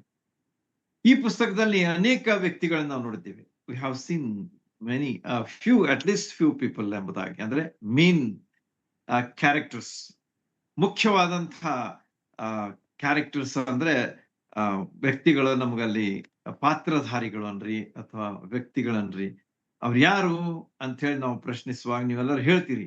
Easily will be able to tell me because you have learned all these 29 lessons from the acts of Apostles. ಆದ ಕಾರಣ ನಾನು ಕೇಳಲಿಕ್ಕೆ ಹೋಗುದಿಲ್ಲ. ಯಾಕಂದ್ರೆ ಪ್ರಶ್ನೆ ಉತ್ತರ ಕೊಡುವಂತ ಒಂದು ಅಫ್ಕೋರ್ಸ್ ನೀವು ಅನ್ಮ್ಯೂಟ್ ಮಾಡಿ ಹೇಳ್ಬೋದು, ಅದ್ರ ಸಮಯ ಬಹಳ ಆಗ್ತದೆ. ಆದ ಕಾರಣ ನಿಮಗ್ ಗೊತ್ತಿದ್ರೆ ಅದನ್ನ ನೀವು ರಿಪೀಟ್ ಅಂತ ತಿಳ್ಕೊಡ್ರಿ. ಪೇತ್ರನ ವಿಷಯವಾಗಿ ನೋಡ್ತೇವೆ, ಮುಖ್ಯವಾಗಿ ಸ್ಟೆಫನನ ವಿಷಯವಾಗಿ ನೋಡ್ತೇವೆ, ಯಾಕೋಬನ ವಿಷಯವಾಗಿ ನೋಡ್ತೇವೆ, ಫಿಲಿಪ್ಪನ ವಿಷಯವಾಗಿ ಓದ್ತೇವೆ, ಬಾರ್ನಬನು ಏನಾಗಿದ್ದ ಎಂಬುದನ್ನ ನಾವು ಅಲ್ಲಿ ಕಾಣ್ತೇವೆ. ಪೌಲ ಮೇನ್ ಪರ್ಸನ್, ಮುಖ್ಯವಾದಂತ ಪಾತ್ರಧಾರಿ ಯಾರಂತಂದ್ರೆ ಪೌಲನಾಗಿ ನಮಗೆ ಕಂಡು ಬರ್ತಾನೆ. ಅವನ ವಿಷಯವಾಗಿ ನಾವು ನೋಡುವಾಗ ಸಾಧಾರಣ 9th ಚಾಪ್ಟರ್ ಯಾವಾಗ ಆತನ ರಕ್ಷಣೆ ಆಯ್ತು ಅವನಿಗೆ, ಅಂದ್ರೆ ರಕ್ಷಣೆಯ ಅನುಭವಕ್ಕೆ ಯೇಸು ಸ್ವಾಮಿಯನ್ನು ನಡೆಸ್ತಾನೆ. he comes into contact with the Lord Jesus Christ. ಕರ್ತನಾದ ಯೇಸು ಕ್ರಿಸ್ತರು ಪುನರುತ್ಥಾನ ಹೊಂದಿದ್ರು ಎಂಬುದಾಗಿ ಆತ ನಂಬ್ತಿರ್ಲಿಲ್ಲ. he was like an ordinary Jew who were not believing on the resurrection of the Lord Jesus Christ, like Sadducees, ಸದ್ದುಕಾಯರ ಹಾಗೆ. ಆದ ಕಾರಣ ಯೇಸು ಸ್ವಾಮಿ ಜೀವಂತನಾಗಿ ಎದ್ದಂತಹ ಯೇಸು ಸ್ವಾಮಿ ಅವನಿಗೆ ಕಾಣುವಾಗ ಅವನು ಹೇಳ್ತಾನೆ, yes, the lord Jesus Christ is risen and he is the real person ಎಂಬುದನ್ನ ಆತನು ತನ್ನ ಪತ್ರಗಳಲ್ಲಿ ಬರೆಯುವುದು ನಮ್ಗೆ ಕಂಡು ಬರ್ತದೆ. ನೋಡ್ರಿ, ಎಷ್ಟು ವಿಶೇಷವಾದಂತ ವ್ಯಕ್ತಿಯಾಗಿ ನಮಗ ಇವತ್ತು ಕಾಣ್ತಾ ಇದ್ದಾನೆ ಪೌಲನು. ಸೌಲ ಅಂತಂದ್ರೆ ಯಹೂದ್ಯ ಹೆಸರು, ಪೌಲ ಅಂತಂದ್ರೆ ರೋಮನ್ ಹೆಸರು. ಎರಡು ಹೆಸರು ಒಬ್ಬನೇ ವ್ಯಕ್ತಿಗೆ ಇರುವಂತದ್ದು. ಅವನು ಪೌಲ ಅಂತ ಯಾಕೆ ಮಾಡ್ಕೊಳ್ತಾನ ಅಂತಂದ್ರೆ, ಅಲ್ಲಿ ಅನ್ಯರ ಮಧ್ಯದಲ್ಲಿ ನಾನು ಕೆಲಸ ಮಾಡುವಾಗ, ಅಂದ್ರೆ ರೋಮಿಯರ ಮಧ್ಯದಲ್ಲಿ ನಾನು ಕೆಲಸ ಮಾಡುವಾಗ I will have more acceptance, ನನಗೆ ಬಹಳಷ್ಟು ಒಂದು ಸ್ವೀಕೃತಿ ಇರ್ತದೆ ಎನ್ನುವಂತ ಒಂದು ದೃಷ್ಟಿಕೋನದಿಂದ ಅವನು ಆ ರೀತಿಯಾಗಿ ಅಲ್ಲಿ ಕರೆಸಿಕೊಳ್ಳುವುದು ನಮ್ಗೆ ಕಂಡು ಬರ್ತದೆ. ಸೌಲ ಯಹೂದ್ಯ ಹೆಸರು, ಪೌಲ ಅದು ರೋಮನ್ ಹೆಸರು. ಈ ರೀತಿಯಾಗಿ ಆತನು 9ನೇ ಅಧ್ಯಾಯದಿಂದ ಹಿಡಿದು 28 ಅಧ್ಯಾಯಗಳಲ್ಲಿ ಆತನ ಬಗ್ಗೆ ನಮ್ಗ ಕಂಡು ಬರುವಂತ ಆತನ ಸೇವೆಯ ವಿವರ. The most of the portion of Acts of Apostles is seen in the life of from the life of Paul. ಈ ರೀತಿಯಾಗಿ ಈ ವ್ಯಕ್ತಿಗಳು ನಮಗ ಕಂಡು ಬರ್ತಾರೆ. ಯಾವ ರೀತಿಯಾಗಿ ಪೇತ್ರನು ಮಾಡಿದಂತಹ ಸೇವೆ, ಆಮೇಲೆ ಸ್ಟೇಫನನು ಮಾಡಿದಂತಹ ಸೇವೆ, ಯಾಕೋಬನ ಒಂದು ಸೇವೆ, ಫಿಲಿಪ್ಪನು ಮಾಡಿದಂತಹ ಸೇವೆ, ಬಾರ್ನಬನು ಮಾಡಿದಂತಹ ಸೇವೆ, ಪೌಲನು ಮಾಡಿದಂತಹ ಸೇವೆ, ಈ ಮುಖ್ಯ ವ್ಯಕ್ತಿಗಳ ವಿಷಯವಾಗಿ ನಮಗ ಅಪೊಸ್ತಲರ ಕೃತ್ಯ ತಿಳಿಸ್ತದೆ. ಇನ್ನು ಬಹಳ ಜನ ಇದ್ದಾರೆ. It's not that only this few people are there, but they are main people ಅಂತ ಹೇಳಿ ನಮ್ಗ ಅಲ್ಲಿ ಕಾಣ್ತಾರೆ. ಇನ್ನು ಬಹಳಷ್ಟು ಜನ ಇದ್ದಾರೆ. ತಿಮೋತಿಯ ಬಗ್ಗೆ ನೋಡ್ತೇವೆ, ಮಾರ್ಕನ ಬಗ್ಗೆ ನೋಡ್ತೇವೆ. ಹೀಗೆ ಬಹಳಷ್ಟು ವ್ಯಕ್ತಿಗಳು ಸಹ ಅಲ್ಲಿ ನಮ್ಗ ಸ್ವಲ್ಪ ಹಿನ್ನೆಲೆ ಅಂದ್ರೆ ಬ್ಯಾಕ್ ಗ್ರೌಂಡ್ ದಲ್ಲಿ ಇರ್ತಾರ ಅವರು. ಪರದೆ ಹಿಂದೆ ಅಂತ ಹೇಳ್ತಾರಲ್ಲ, ಬಿಹೈಂಡ್ ದ ಕರ್ಟನ್ಸ್ ಆಗಿ ಕೆಲಸ ಮಾಡುವಂತವ್ರು ಸಹ ಅಲ್ಲಿ ಬಹಳಷ್ಟು ಇದ್ರು ಅಂತ ಹೇಳಿ ನಮ್ಗ ಅಲ್ಲಿ ತಿಳಿದು ಬರ್ತದೆ. ಪೌಲನ ವಿಶೇಷವಾದಂತ ಕೆಲಸ ಏನಂತೇಳಿ ನಿಮ್ಗೆ ಗೊತ್ತದೆ. ಪಂಚಾಶತ್ತಮ ದಿವಸದಲ್ಲಿ ಆತನು ಒಂದು ಸಣ್ಣ ಪ್ರಸಂಗ ಮಾಡ್ತಾನೆ. ಆದ್ರೆ ಪವಿತ್ರಾತ್ಮನ ಅದನ್ನು ಉಪಯೋಗಿಸ್ಕೊಂಡು 3000 ಜನರು ರಕ್ಷಣೆ ಹೊಂದುವ ಹಾಗೆ ಮಾಡ್ತಾನೆ ಅಂತ ಹೇಳಿ ನಮ್ಮೆಲ್ಲರಿಗೆ ತಿಳಿದಂತಹ ಮಾತು. So powerful the work of the Holi Spirit was. It convicted 3000 people. 3000 ಜನರನ್ನ ರಕ್ಷಣೆ ಅನುಭವಕ್ಕೆ ನಡೆಸ್ತದೆ. ಅವರೆಲ್ಲರೂ ದೇವರ ವಾಕ್ಯಕ್ಕೆ ವಿಧೇಯರಾಗಿ ದೀಕ್ಷಾ ಸ್ನಾನ ಸಹ ಮಾಡಿಸ್ಕೊಂಡ್ರು ಅಂತ ಹೇಳಿ ನಮಗ ಅಲ್ಲಿ ಕಂಡು ಬರ್ತದೆ. ಬಹಳ ವಿಶೇಷವಾದಂತಹ ಸೇವೆ ಪೇತ್ರನ ಮೂಲಕವಾಗಿ ಆದದ್ದು ನಮಗ ಕಂಡು ಬರ್ತದೆ. ಈ ರೀತಿಯಾಗಿ ಪೌಲನು ಅದ್ಭುತವಾದಂತಹ ಸೇವೆ ಮಾಡಿದನು ಅಂತ ಹೇಳಿ ಅವನ ವಿಷಯವಾಗಿ ನಾವು ನೋಡ್ತೀವಿ. ಅದೇ ರೀತಿಯಾಗಿ ಸ್ಟೆಫನ್ನು ಸಹ ಆತನೇನಾಗಿದ್ದ ಅಂತಂದ್ರೆ, he was also A very powerful person. ಅವನೊಬ್ಬ ಸೇವಕನಾಗಿದ್ದ, ಸಭಾ ಸೇವಕನಾಗಿದ್ದ, ಸಹಾಯಕ ಸಭಾ ಸೇವಕನಾಗಿದ್ದ, ಡೀಕನ್ ಅಂತ ಹೇಳಿ ಅವನ ಬಗ್ಗೆ ನೋಡ್ತೇವೆ. ಆದ್ರೂ he was very very powerful. ಪವಿತ್ರಾತ್ಮ ಭರಿತನಾದಂತಹ ವ್ಯಕ್ತಿ ಆತನ ಆಗಿದ್ದ ಅಂತ ಹೇಳಿ ನಾವು ಅವನ ಬಗ್ಗೆ ನೋಡುವಾಗ, ಅವನು ಬಹಳ ವಿಶೇಷವಾದಂತಹ ರೀತಿಯಲ್ಲಿ ಪ್ರಸಂಗ ಮಾಡ್ತಾನೆ ಯೇಸು ಸ್ವಾಮಿಯವರ ವಿಷಯವಾಗಿ. ಅಪೊಸ್ತಲರ ಕೃತ್ಯಗಳಲ್ಲಿ ನೀವು ಓದಿದ್ರೆ ಸ್ಟೇಫನನ ಪ್ರಸಂಗ ಇಸ್ ದ ಲಾಂಗೆಸ್ಟ್, ಬಹಳ ಉದ್ದವಾದಂತಹ ಒಂದು ಪ್ರಸಂಗ ಮಾಡಿದಂತಹ ವ್ಯಕ್ತಿ ಅಪೊಸ್ತಲರ ಕೃತ್ಯದಲ್ಲಿ ಯಾರಂತಂದ್ರೆ ಸ್ಟೇಫನ್. ನೆನಪಿಟ್ಕೊಡ್ರಿ, these are all very important. ನನಗ ಅವಾಗ ಇದು ನೀವೆಲ್ಲಾ ವಿಷಯಗಳನ್ನ ಕವರ್ ಮಾಡ್ಲಿಕ್ಕೆ ಆಗಿದೆಯೋ ಇಲ್ಲ ಗೊತ್ತಿಲ್ಲ, ಆದ್ರೆ ಈಗ ನಾನು ಅದನ್ನ ಹೇಳ್ತಾ ಇದ್ದೀನಿ. ಅದ್ ಕಾರಣ ನಾನು ಹೈಲೈಟ್ಸ್ ಈಗ ಹೇಳ್ತಾ ಇದ್ದೇನೆ. ಅವುಗಳನ್ನ ಸ್ವಲ್ಪ ನೆನಪಿಟ್ಕೊಂಡ್ರೆ ನಿಮ್ಗೆ ಬಹಳಷ್ಟು ಅದ್ರ ಉಪಯೋಗ ಆಗ್ತದೆ. ಬಹಳ ಉದ್ದವಾದಂತಹ ಪ್ರಸಂಗ ಸ್ಟೆಫನನ್ನಾಗಿತ್ತು. ಅಂದ್ರೆ ಸುಮ್ಮನೆ ಅದೊಂದು ಏನಂತಾರೆ ಅದಕ್ಕೆ, ಹಾಗೆ ಮಾತಾಡಿದಂತ ಒಂದು ಪ್ರಸಂಗ ಆಗಿರ್ಲಿಲ್ಲ, ಬಹಳ ಪವರ್ಫುಲ್ ಪ್ರಸಂಗ ಆಗಿತ್ತು. ಅವನ ಪ್ರಸಂಗ ಕೇಳಿದ ಕೂಡಲೇ ಆ ಜನರು ಏನಾಗ್ಬಿಡ್ತು ಅಂತಂದ್ರೆ ಅವರು ಅವನ ಮೇಲೆ ಹಲ್ ಕಡಿಲಿಕ್ಕೆ ಶುರು ಮಾಡ್ಬಿಟ್ರು. ಯಾಕಂದ್ರೆ ಅವನು ಹೇಳ್ತಾನೆ, ಈ ಯೇಸುವನ್ನ ನೀವು ಶಿಲುಬೆಗೆ ಹಾಕ್ಸಿದ್ರಿ ಅಂತ ಹೇಳಿ ಅವರಿಗೆ ನೇರವಾಗಿ ಆತನ ಹೇಳುವಾಗ ಅವರು ಏನಾದ್ರಂತಂದ್ರೆ ಹಲ್ಲು ಕಡಿದು ಅವನನ್ನ ಕೊಂದ್ ಹಾಕ್ಬೇಕು ಅಂತ ಹೇಳಿ ಕಲ್ಲು ಹಾಕಿ ಅವನನ್ನ ಕೊಂದ್ಬಿಟ್ರು ಅಂತ ಹೇಳಿ ನೀವೆಲ್ಲರೂ ಅದನ್ನ ತಿಳಿದಿದ್ದೀವಿ. ಇಂಥ ವ್ಯಕ್ತಿಗಳು ಸಹ ಅಪೊಸ್ತಲರ ಕೃತ್ಯದಲ್ಲಿ ನಮಗೆ ಕಂಡು ಬರ್ತದೆ. ಫಿಲಿಪ್ಪನ ವಿಷಯ ನೋಡುವಾಗ ಆತನು ಸಮಾರ್ಯದಲ್ಲಿ ಹೋಗಿ ಸೇವೆ ಮಾಡಿದಂತಹ ಒಬ್ಬ ವ್ಯಕ್ತಿ. ನೀವು ನೋಡ್ತೀರಿ, ಬಹಳ ವಿಶೇಷವಾದಂತಹ ರೀತಿಯಲ್ಲಿ ಸಮಾರ್ಯ ಸ್ಥಿತಿಯಲ್ಲಿ ಇದ್ದುಕೊಂಡು ಮಾಡಿದಂತ ಸುವಾರ್ತಿಕನಾದಂತಹ ಫಿಲಿಪ್ಪ. ಇವನು ಯೇಸು ಸ್ವಾಮಿ ಅಪೊಸ್ತಲರಲ್ಲಿ ಅವನಲ್ಲ, ಆದ್ರೆ ಇವನೊಬ್ಬ ಇವನು ಸುವಾರ್ತಿಕನಾದಂತ ಇವ್ಯಾಂಜಲಿಸ್ಟ್ ಫಿಲಿಪ್ ಅಂತೇಳಿ ಅವನ ಬಗ್ಗೆ ನಾವು ಓದ್ತೇವೆ. 7ನೇ ಅದು ಅವನಿಗೆ ಮುಂದಿನ 8ನೇ ಅಧ್ಯಾಯದಲ್ಲಿ ಅದನ್ನ ಅವನ ಬಗ್ಗೆ ನೀವು ಓದ್ತೀರಿ. ಯಾವ ರೀತಿಯಾಗಿ ಫಿಲಿಪ್ ಮಾಡಿದಂತ ಸೇವೆ ವಿಶೇಷವಾಗಿತ್ತು. ಒಬ್ಬ ವ್ಯಕ್ತಿ ಸಲುವಾಗಿ ದೇವರು ಅವನನ್ನು ಕರ್ಕೊಂಡು ಹೋಗ್ತಾನೆ. He was very powerful witness in that Samariya. ಆದ್ರೆ ಇವತ್ತು ಪವಿತ್ರಾತ್ಮನವನಿಗೆ ಹೇಳ್ತಾನೆ, ನೀನು ಹೋಗ್ ಅಲ್ಲಿ ಇಥಿಯೋಪ್ಯದವನ ಕಡೆಗೆ ಹೋಗು, ಅಲ್ಲಿ ಆತನು ಪ್ರಯಾಣ ಮಾಡಿ ತನ್ನ ದೇಶಕ್ಕೆ ಹೋಗ್ತಾ ಇದ್ದಾನೆ, ಅವನಿಗೆ ಭೇಟಿ ಆಗು, ಅವನಿಗೆ ಸ್ವಾರ್ಥಿಯನ್ನು ಹೇಳುವಂತ. ಅಲ್ಲಿ ನಿಮ್ಗೆ ಗೊತ್ತದ ಏನೇನಾಯ್ತು ಅಂತ ಹೇಳಿ. ಅವನು ಹೋಗಿ ಅಷ್ಟು ದೂರ ಪ್ರಯಾಣ ಮಾಡಿ ಒಬ್ಬ ವ್ಯಕ್ತಿಯ ಸಲುವಾಗಿ, just for the sake of one person, he obeys the Holi Spirit of God. ಆದ ಕಾರಣ ಅಲ್ಲಿ ಹೋಗಿ ಅವನು ಆ ವ್ಯಕ್ತಿಗೆ ಅವನು ಓದ್ತಿರುವಂತಹ ಯೆಶಾಯ ಪ್ರವಾದಿಯ 53ನೇ ಅಧ್ಯಾಯದಲ್ಲಿ ಯೇಸು ಸ್ವಾಮಿ ಅವರ ವಿಷಯವಾಗಿ ಬರೆದಂತ ಆ ಒಂದು ಅಧ್ಯಾಯ very very important. Gospel in the old testament is found in the 53rd chapter of Isaiah. ಸುವಾರ್ತೆ ನಿಮಗೆ ಹಳೆ ಒಡಂಬಡಿಕೆಯಲ್ಲಿ ಹುಡುಕ್ಬೇಕಂತಂದ್ರೆ ಅಲ್ಲೇ ಸಿಗ್ತದೆ, ಹೋದ್ರಿ ಅದನ್ನ. ಯೇಸು ಸ್ವಾಮಿ ವಿಷಯವಾಗಿ ವಿವರವಾದಂತಹ ಸಂಗತಿಗಳು ನಿಮಗೆ ಅಲ್ಲಿ ಕಂಡು ಬರ್ತವೆ.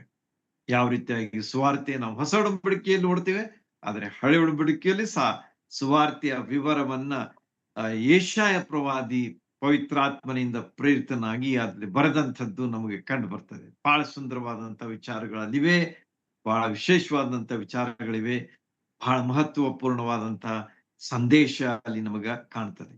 ಅದನ್ನ ಫಿಲಿಪ್ಪನು ಆ ಕಂಚುಕಿಗೆ ವಿವರಿಸಿದಾಗ ಕಂಚುಕಿ ರಕ್ಷಣೆ ಹೊಂದಿಬಿಟ್ಟ. He accepted the lord Jesus Christ. ಅಷ್ಟೇ ಅಲ್ಲ, ಅವನು ಹೇಳ್ತಾನೆ, ನನಗೆ ದೀಕ್ಷಾಸ್ನಾನ ಮಾಡಿಸ್ಕೊಳ್ಳೋದಕ್ಕೆ ಅಡ್ಡಿ ಏನಿದೆ? ದಟ್ ಮೀನ್ಸ್ ಫಿಲಿಪ್ಪನು ಪೂರ್ತಿಯಾದ ರೀತಿಯಲ್ಲಿ ಸ್ವಾರ್ಥಿಯನ್ನ ಹೇಳ್ದ. ಅಂದ್ರೆ ಕೇವಲ ಯೇಸು ಸ್ವಾಮಿ ನಂಬಿ ಬಿಟ್ಬಿಡೋದು ಅಷ್ಟೇ ಅಲ್ಲ, ಅಷ್ಟಕ್ಕೆ ಮುಗಿಲಿಲ್ಲ. Next step is witness.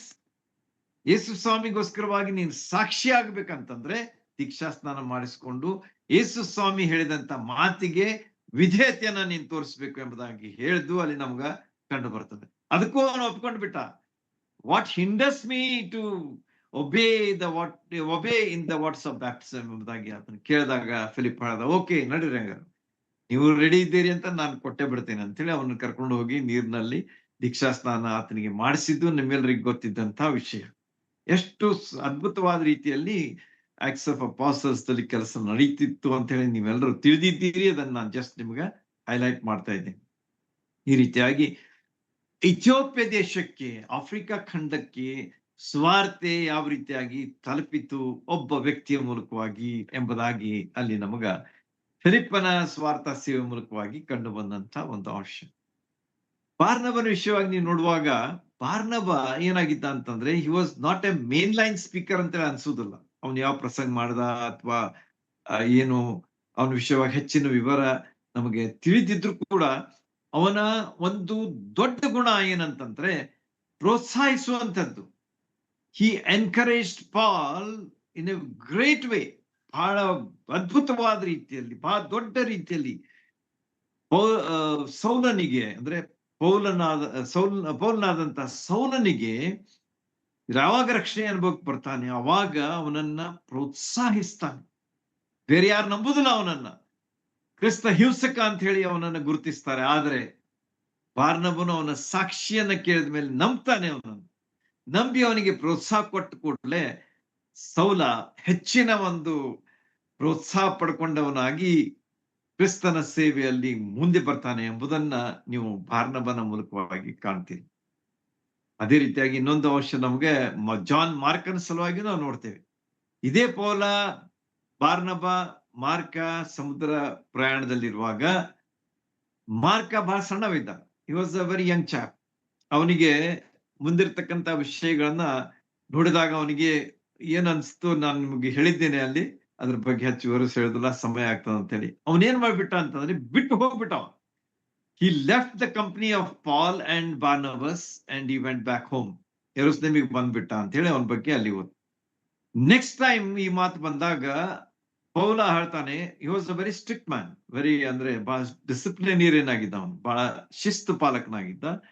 ಆದ ಕಾರಣ ಅವನೇನ್ ಹೇಳ್ದ ಅಂತಂದ್ರೆ, ಈ ವ್ಯಕ್ತಿ ಮಾರ್ಕ ನಮ್ಮನ್ನು ಬಿಟ್ಟು ಹೋದ, ಆದ ಕಾರಣ ನೆಕ್ಸ್ಟ್ ಈಗ ಪ್ರಯಾಣಕ್ಕೆ ನೀನು ಕರ್ಕೊಂಡು ಬಂದಿದ್ದೀ, ಆದ ಕಾರಣ ನಾನು ಇದಕ್ಕೆ ಪ್ರೋತ್ಸಾಹಿಸುವುದಿಲ್ಲ ಅಂತ, ಅದಕ್ಕೆ ಒಪ್ಪಿಗೆ ಕೊಡುದಿಲ್ಲ ಅಂತ ಹೇಳಿದಾಗ ಬಾರ್ನಬ ಏನಂದ, ಓಕೆ ಹಾಗಾದ್ರೆ ನೀನು ಯಾರನ್ನಾದ್ರೂ ಕರ್ಕೊಂಡು ಒಂದ್ ಕಡೆ ಹೋಗು, ನಾನು ಇವನನ್ನು ಕರ್ಕೊಂಡು ಮತ್ತೊಂದ್ ಕಡೆ ಹೋಗ್ತೇನೆ, because I have to encourage and I have to prepare him ಎಂಬುದಾಗಿ ಸ್ಟ್ಯಾಂಡ್ ತೆಗೆದುಕೊಂಡಂತ ಒಬ್ಬ ವ್ಯಕ್ತಿ ಯಾರಾಗಿದ್ರು ಅಂತಂದ್ರೆ ಬಾರ್ನಬ ಆಗಿತ್ತು. He stood for his nephew, ಅವನ ಸಂಬಂಧಿಕನಾದಂಥ ಮಾರ್ಕನಿಗೆ ಅವನಿಗೆ ಸ್ವಲ್ಪ ಹುರಿದುಂಬಿಸಿ ಅವನನ್ನ ಕ್ರಿಸ್ತನಲ್ಲಿ ನಿಲ್ಲಿಸಬೇಕಾಗಿತ್ತು. He wanted to make Mark to stand for the Lord. ಆದ ಕಾರಣ ಅವನೇನ್ ಹೇಳ್ದ ಅಂತಂದ್ರೆ, he sacrifices the company of Paul. ಪೌಲನಿಗೆ ಹೇಳ್ತಾನೆ, ಓಕೆ ಆಗ್ಲಿ, ನೀನು ಹಾಗೆ ವಿಚಾರ ಮಾಡ್ತಿದ್ರೆ ನೀನು ಬೇರೆಯವರಿದ್ದಾರೆ ಅವ್ರು ಕರ್ಕೊಂಡು ಹೋಗು, ಸೈಲಸ್ ಇದ್ದಾನೆ ಅವ್ನು ಕರ್ಕೊಂಡು ಹೋಗು ಅಂತ ಹೇಳಿ ಸೀಲ್ನೊಂದಿಗೆ ಅವನನ್ನು ಕಳಿಸ್ತಾನೆ.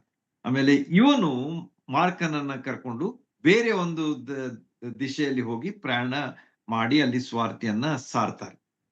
ಈ ರೀತಿಯಾಗಿ ಅವರು ಜಗಾಡ್ಲಿಲ್ಲ, they did not quarrel, but with agreement they went in two directions.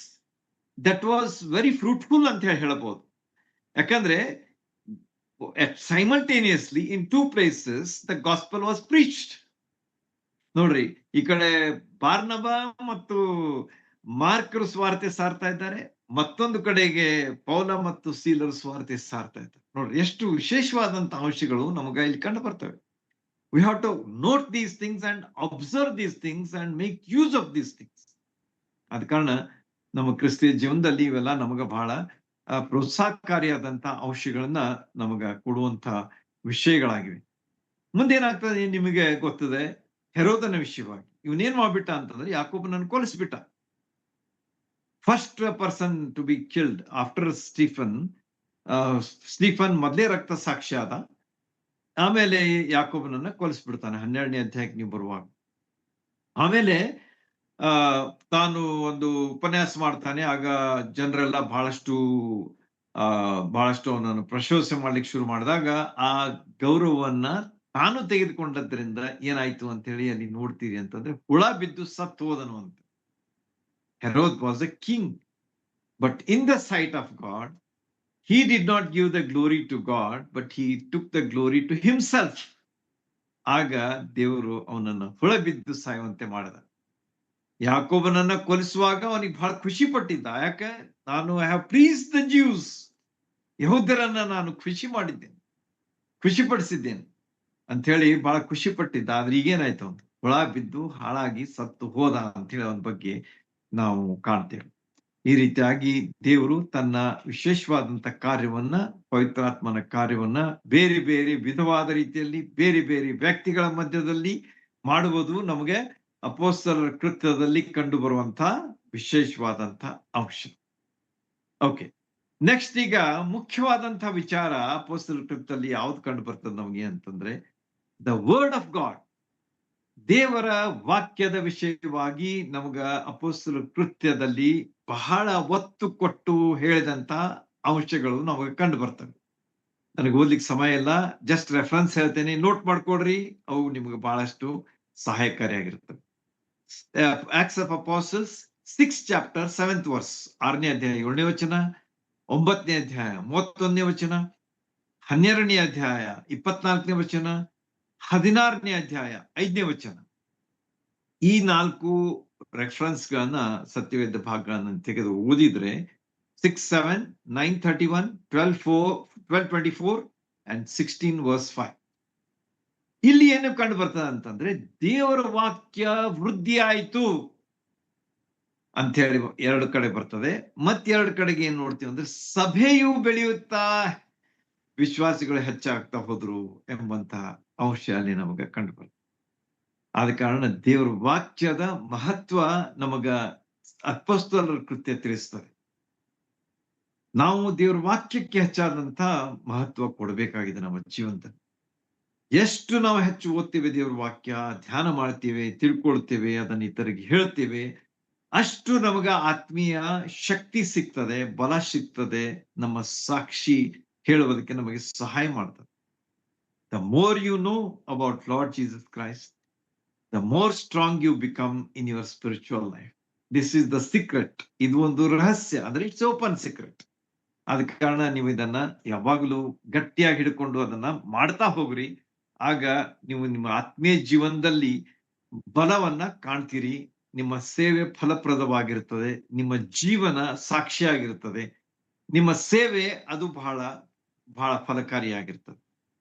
ದೇವರ ವಾಕ್ಯ, ಅದಕ್ಕೆ ಮಹತ್ವ ಬಹಳ ಅಪೊಸ್ತಲರ ಕೃತ್ಯದಲ್ಲಿ ಕೊಟ್ಟದ್ದು ನಮಗೆ ಕಂಡು ಬರ್ತದೆ. ಅದರ ವೃದ್ಧಿ ಆಗಿದ್ದು ಅಲ್ಲಿ ಹೇಳಲ್ಪಟ್ಟಿದೆ.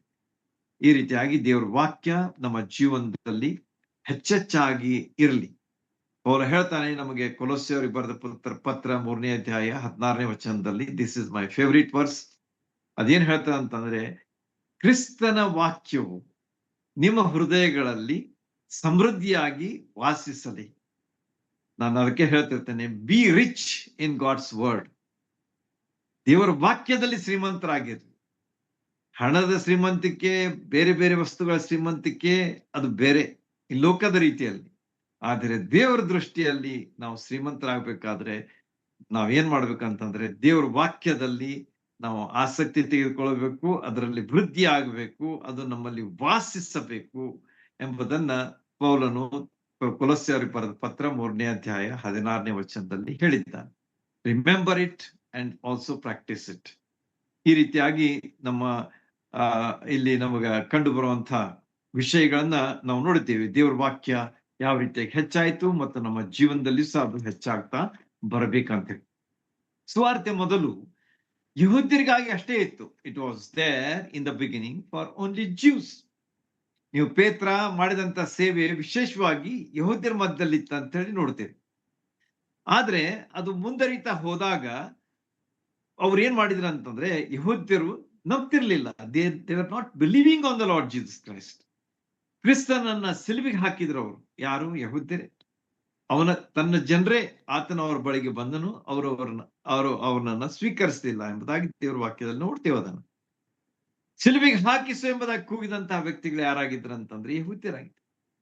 ಆಗ ದೇವ್ರು ಏನ್ ಮಾಡ್ಬಿಟ್ಟ ಅಂತಂದ್ರೆ, he open the door for the gospel to go to the Gentiles. ಅನ್ಯ ಜನರಿಗೆ ಸ್ವಾರ್ತೆ ಹೋಗ್ಲಿ ಎಂಬುದಾಗಿ ದೇವರು ಬಾಗಿಲ ತೆಗೆದು ಬಿಟ್ಟದ್ದು ನಮ್ಗ ಅಪೊಸ್ತಲರ ಕೃತ್ಯದಲ್ಲಿ ಕಂಡು ಬರ್ತದೆ. ಈ ರೀತಿಯಾಗಿ ಸ್ವಾರ್ತೆ is not only for Jews but also for Gentiles. ಯಹೂದ್ಯರಿಗೂ ಮತ್ತು ಅನ್ಯರಿಗೂ, ಅಂದ್ರೆ ಲೋಕದ ಎಲ್ಲಾ ಜನರಿಗೂ ಇರುವಂತಹ ಸ್ವಾರ್ತೆ ಯಾವುದಂತಂದ್ರೆ ಯೇಸು ಸ್ವಾಮಿಯವರ ಸುವಾರ್ತೆ. ಈ ಸ್ವಾರ್ತೆ ನಮಗ ಮೊದಲಿನ 7 ವಚನಗಳಲ್ಲಿ, 1ರಿಂದ 7 ಅಧ್ಯಾಯಗಳಲ್ಲಿ, ವಚನ ಅಲ್ಲ ಅಧ್ಯಾಯ, ಅದು ಎಲ್ಲಿ ಸಾರಲ್ಪಟ್ಟಿತು? ಯೆರೂಸಲೇಮಿನಲ್ಲಿ. ನೆನ್ಪಿಟ್ಕೊಳ್ರಿ, these are all interesting facts about Acts of Apostles. ನಾನು ಅದ ಕಾರಣ ಹೇಳಿದ್ದೇನೆ, ಅಪೊಸ್ತಲರ ಕೃತ್ಯದಲ್ಲಿ ಇರ್ತಕ್ಕಂಥ ಇಂಟ್ರೆಸ್ಟಿಂಗ್ ಫ್ಯಾಕ್ಟ್ಸ್ ಯಾವ ಅಂತ ಹೇಳಿ. 1ರಿಂದ 7 ಅಧ್ಯಾಯಗಳನ್ನು ನೀವು ಓದುವಾಗ ಅದು ಯೆರೂಸಲೇಮಿನಲ್ಲಿ ಸಾರಿದಂತ ಸುವಾರ್ತೆಯ ಸೇವೆ. 8ರಿಂದ 12 ಅಧ್ಯಾಯಗಳನ್ನ ನೀವು ಓದುವಾಗ 8 to 12 ಅಲ್ಲಿ ನಿಮಗ ಸಮಾರ್ಯ ಮತ್ತು ಯೂದಾಯ, ನಾನು ಹೇಳಿದ್ದೇನೆ ನಿಮಗೆ, ಇಸ್ರಾಯೇಲ್ ದೇಶದ ನಕ್ಷೆನ ನಿಮ್ ಕಣ್ಣು ಮುಂದೆ ಇಟ್ಟಿದ್ದೇನೆ. ಒಂದು ಗೋಡಂಬಿ ಹಾಗೆ ಅದಿದೆ. ಮೇಲಿನ ಭಾಗದಲ್ಲಿ ಅದು ಗಲಿಲಾಯ, ಮಧ್ಯ ಭಾಗದಲ್ಲಿ ಸಮಾರ್ಯ, ಕೆಳಗ್ ಭಾಗದಲ್ಲಿ ಇರತಕ್ಕಂಥ ಭಾಗ ಯಾವ್ದಂತಂದ್ರೆ ಯೂದಾಯ. GSJ ಎಂಬುದಾಗಿ ನೆನ್ಪಿಟ್ಕೊಂಡ್ರಿ, ಬಹಳಷ್ಟು ನಿಮ್ಗೆ ಸಹಾಯಕಾರಿಯಾಗಿರ್ತದೆ. ನಿಮ್ ಕಣ್ಣು ಮುಂದೆ ಇಸ್ರಾಯೇಲ್ ದೇಶ ಇದ್ರೆ ಅದರಿಂದ ನೀವು ಬಹಳಷ್ಟು ಪ್ರಯೋಜನ ನಿಮ್ಗೆ ಸಿಗ್ತದೆ. ಮೇಲಿನ ಭಾಗ ಗಲಿಲಾಯ, ಮಧ್ಯ ಭಾಗ ಸಮಾರ್ಯ ಸೀಮೆ ಮತ್ತು ಕೆಳಗಿನ ಭಾಗ ಅದೇನಂತಂದ್ರೆ ಯೂದಾಯ. ಅಲ್ಲಿ ನೀವು ಯೆರೂಸಲೇಮ್ ನೋಡ್ತೀರಿ, ಬೆತ್ಲೆಹೇಮ್ ನೋಡ್ತೀರಿ, ಬೇರೆ ಬೇರೆ ಭಾಗಗಳನ್ನ ನೋಡ್ತೀರಿ. ಉತ್ತರ ಭಾಗಕ್ಕೆ ಬರುವಾಗ ನೀವು ಗಲಿಲಾಯದಲ್ಲಿ ಕಪೆರ್ನೌಮ್ ನೋಡ್ತೀರಿ ಮತ್ತು ಬೇರೆ ಬೇರೆ ಭಾಗಗಳನ್ನ ನೀವು ಅಲ್ಲಿ ಕಾಣ್ತೀರಿ. ಮಧ್ಯದಲ್ಲಿರ್ತಕ್ಕಂಥ ಸಮಾರ್ಯ ಸೀಮೆ, ಯೇಸು ಸ್ವಾಮಿಯ ಸಮಾರ್ಯದ ಸ್ತ್ರೀಗೆ ಸುವಾರ್ತೆಯನ್ನು ಹೇಳಿದ್ದು ನಿಮಗೆ ಅಲ್ಲಿ ಗೊತ್ತದೆ. ಈ ರೀತಿಯಾಗಿ 3 ಭಾಗಗಳನ್ನ ನೆನ್ಪಿಟ್ಕೊಳ್ರಿ. ಮಧ್ಯ ಭಾಗ ಯೆರೂಸಲೇಮ್ನಲ್ಲಿ ಮೀನ್ಸ್ ಕೆಳಭಾಗದಲ್ಲಿ ಆಯ್ತು. ಆಮೇಲೆ ಏನಾಯ್ತು ಅಂತಂದ್ರೆ ಸಮಾರ್ಯ ಮತ್ತು ಯೂದಾಯಗಳಲ್ಲಿ ಆಯ್ತು. ಮತ್ತು 3ನೇ ಭಾಗ 13 to 28 ಚಾಪ್ಟರ್ಸ್, 13ರಿಂದ 28 ಅಧ್ಯಾಯಗಳಲ್ಲಿ ಆದಂತ ಸೇವೆ ಎಲ್ಲಿತ್ತು ಅಂತಂದ್ರೆ ಲೋಕದ ಕಟ್ಟ ಕಡೆಯವರೆಗೆ Pal preaches the gospel to uttermost part of the world. ನಿಮ್ಗೆ ಗೊತ್ತದೆ ಏನೇನಾಯ್ತು ಅಂತ ಹೇಳಿ. 3 ಸಮುದ್ರ ಪ್ರಯಾಣಗಳಲ್ಲಿ ಆತನು ಯಾವ್ಯಾವ ಸ್ಥಳಗಳಿಗೆ ಹೋದ. ಏಷ್ಯಾ ಖಂಡಕ್ಕೆ ಹೋದ, ಆಮೇಲೆ ಬೇರೆ ಬೇರೆ ಖಂಡಗಳಿಗೆ, ಬೇರೆ ಬೇರೆ ಸ್ಥಳಗಳಿಗೆ ಹೋಗಿ ಕೊನೆಗೆ ಎಲ್ಲಿ ಬಿಡ್ತಾನೆ? ರೋಮ ರಾಜ್ಯಕ್ಕೆ ಹೋಗಿ ಆತನು ಯುರೋಪ್ ಖಂಡಕ್ಕೆ ಹೋಗಿ ಮುಟ್ಟುವುದನ್ನ ನಾವಲ್ಲಿ ಕಾಣ್ತೇವೆ. ಈ ರೀತಿಯಾಗಿ 3 ಭಾಗಗಳು ನೆನ್ಪಿಟ್ರಿ. 1 to 7 ಯೆರೂಸಲೇಮ್, ದೆನ್ 8 to 12 ಸಮಾರ್ಯ ಮತ್ತು ಯೂದಾಯ. ಮತ್ತೆ 13ರಿಂದ 28 ಅಧ್ಯಾಯಗಳಲ್ಲಿ ನೀವು ಲೋಕದ ಕಟ್ಟ ಕಡೆವರೆಗೆ ಹೋಗಿ ಸ್ವಾರ್ತೆ ಸಾರಲ್ಪಟ್ಟಿತು ಎಂಬುದು ನಮಗೆ ವಿಸ್ತೃತವಾಗಿ ಅಲ್ಲಿ ನಮಗೆ ಕಂಡು ಬರುವಂತಹ ಒಂದು ಅಂಶ. ಆದಿಕಾಂಡ 11ನೇ ಅಧ್ಯಾಯಕ್ಕೆ ನೀವು ಬರುವಾಗ ಜಸ್ಟ್ ಒಂದು ಇಂಟ್ರೆಸ್ಟಿಂಗ್ ಫ್ಯಾಕ್ಟ್ ಹೇಳ್ತೇನೆ ನಿಮ್ಗೆ. 11ನೇ ಅಧ್ಯಾಯಕ್ಕೆ ಬರುವಾಗ ಅಲ್ಲಿ ನೀವು ಬಾಬೇಲ್ ಗೋಪುರದ ಬಗ್ಗೆ ಓದ್ತೀರಿ. ಬಾಬೇಲ್ ಗೋಪುರ ಎದಕ್ಕೆ ಕಟ್ಟಿದ್ರು ಅವರು? ದೇವ್ರ ಕಡೆಗೆ ಹೋಗಿ ಮುಟ್ಬೇಕು ನಾವು ಅಂತ ಹೇಳಿ. ಸಾಧ್ಯವೋ? ಮನುಷ್ಯ ಪ್ರಯತ್ನದಿಂದ ದೇವರನ್ನ ಮುಟ್ಲಿಕ್ಕೆ ಸಾಧ್ಯವಿಲ್ಲ. ನಾವು ದೇವರ ಹತ್ರ ಹೋಗ್ಬೇಕಾದ್ರೆ ಮಧ್ಯಸ್ಥನಾಗಿದ್ದಾನೆ ಯೇಸು ಸ್ವಾಮಿ. ಯೇಸು ಸ್ವಾಮಿ ಅವರ ಮೂಲಕವಾಗಿ ನಾವು ದೇವರನ್ನ, ತಂದೆಯಾದ ದೇವರನ್ನ ಮುಟ್ಲಿಕ್ಕೆ ಸಾಧ್ಯ. ಅದನ್ನ ನೀವು ಯೋಹಾನ್ ಸ್ವಾರ್ಥೆಯನ್ನ ಓದ್ರಿ, ಸಾವಕಾಶವಾಗಿ ಓದ್ರಿ, ಬಹಳಷ್ಟು ವಿವರಗಳು ನಿಮ್ಗೆ ಅಲ್ಲಿ ಸಿಗ್ತವೆ. ಆದ ಕಾರಣ ಬಾಬೇಲ್ ಗೋಪುರ ಅದಕ್ಕೆ ಕಟ್ಟಲ್ಪಡ್ತು ಅಂತಂದ್ರೆ ದೇವರನ್ನ ಹೋಗಿ ಮುಟ್ಬೇಕಂತ ಹೇಳಿ. ಆದ್ರೆ ಆಗ್ಲಿಲ್ಲ, ದೇವರು ಅದನ್ನ ಮುರಿದು ಹಾಕಿದ ಅಂತ ಹೇಳಿ ನಿಮ್ಗೆ ಗೊತ್ತದೆ. ಅಂದ್ರೆ ಅದೇನ್ ತೋರಿಸ್ತದೆ ಅಂತಂದ್ರೆ ಒಂದು ಭಾಷೆ ಇತ್ತು ಅವರಲ್ಲಿ. They were speaking one language. That's why they were constructing the Tower of Babel. Babel ಗೋಪುರ ಕಟ್ತಾ ಇದ್ರು. ಆಗ ದೇವ್ರು ಏನ್ ಮಾಡ್ಬಿಟ್ಟ ಅಂತಂದ್ರೆ ಅವರ ಭಾಷೆಗಳನ್ನ ತಾರುಮೇರು ಮಾಡ್ಬಿಟ್ಟ. ಅಂದ್ರೆ ಬೇರೆ ಬೇರೆ ಭಾಷೆಗಳಲ್ಲಿ ಉಂಟಾದವು ಎಂಬುದಾಗಿ ಅಲ್ಲಿ ನಿಮ್ಗೆ ತಿಳಿದು ಬರುವಂತಹ ಒಂದು ಅಂಶ. ವಿವರಿಸ್ಲಿಕ್ಕೆ ಸಮಯ ಇಲ್ಲ, ಅದಕ್ಕೆ ಜಸ್ಟ್ ಇಷ್ಟು ನೆನ್ಪಿಟ್ಕೊಳ್ರಿ. ಒಂದು ಭಾಷೆಯಿಂದ ಬಹಳಷ್ಟು ಭಾಷೆಗಳಲ್ಲಿ ದೇವರು ಮಾಡಿದ ಅಂತ ಹೇಳಿ ನಮಗ ಬಾಬೇಲ್ ಗೋಪುರದ ಬಗ್ಗೆ ಆದಿಕಾಂಡ 11ರಲ್ಲಿ ನಮಗ ತಿಳಿದು ಬರ್ತದೆ. ಆದ್ರೆ ಅಪೊಸ್ತಲರ ಕೃತ್ಯಕ್ಕೆ ಬರುವಾಗ ಅಲ್ಲಿ ಪೌಲನು ಪಂಚಾಶತ್ತಮ ದಿವಸದಲ್ಲಿ ಪ್ರಸಂಗ ಮಾಡಿದಾಗ ಅಲ್ಲಿ ಏನಾಯ್ತು? ಬೇರೆ ಬೇರೆ ಭಾಷೆಗಳನ್ನಾಡುವಂತಹ ಬೇರೆ ಬೇರೆ ಸ್ಥಳಗಳಿಂದ ಬಂದಂತಹ ಜನರು ಆಡಿದಂತಹ ಭಾಷೆ ಅದ್ಯಾವ್ದಾಗಿತ್ತು ಅಂತಂದ್ರೆ ಒಂದೇ ಭಾಷೆ ಆಗಿತ್ತು. ಅದೇನಂತಂದ್ರೆ ಸುವಾರ್ತೆ. They were only speaking the gospel of the lord Jesus Christ ಎಂಬುದಾಗಿ. ಅಂದ್ರೆ ಎಷ್ಟು ವಿಶೇಷವಾದಂತಹ ಅಂಶವನ್ನ ಇಲ್ಲಿ ದೇವರು ಇಟ್ಟಿದ್ದಾನೆ. ಮನುಷ್ಯ ಪ್ರಯತ್ನದಿಂದ ದೇವರನ್ನ ಮುಟ್ಲಿಕ್ಕೆ ಹೋದಾಗ ಅದು ದೇವರು ಭಾಷೆ ಬೇರೆ ಬೇರೆ ಮಾಡ್ಬಿಟ್ಟ. ಆದ್ರೆ ಈಗ ಬೇರೆ ಬೇರೆ ಸ್ಥಳಗಳಿಂದ ಬಂದಂತಹ ಜನರಿಗೆ ಸ್ವಾರ್ಥೆ ಮುಟ್ಟಬೇಕು ಅಂತ ಹೇಳಿ ಒಂದು ಸ್ವಾರ್ಥೆಯನ್ನ ಅವರಿಗೆ ಅಲ್ಲಿ ಪೇತ್ರನು ಸಾರಿದಾಗ ಅವರೆಲ್ಲರೂ ಯೇಸು ಸ್ವಾಮಿಯನ್ನ ತಮ್ಮ ಜೀವನದಲ್ಲಿ ಸ್ವೀಕರಿಸಿ ದೀಕ್ಷಾ ಸ್ನಾನ ಮಾಡಿಕೊಂಡು ಅವರು ಹೊಸದಾಗಿ ಹುಟ್ಟಿದಂತಹ ವ್ಯಕ್ತಿಗಳಾಗಿ ಎದ್ದು ಕಂಡು ಬರ್ತದೆ. ಈ ರೀತಿಯಾಗಿ ಸುವಾರ್ತೆ ಏನಾಗಿದೆ ಅಂತಂದ್ರೆ that's the only one language the whole world knows about the Lord Jesus Christ, and that is the language of the gospel of Lord Jesus Christ ಎಂಬುದಾಗಿ. ನೋಡಿ ಎಷ್ಟು ವಿಶೇಷವಾದಂತ ಅಂಶಗಳು ನಮ್ಗ ಅಪೊಸ್ತಲರ ಕೃತ್ಯದಲ್ಲಿ ಕಂಡು ಬರ್ತವೆ.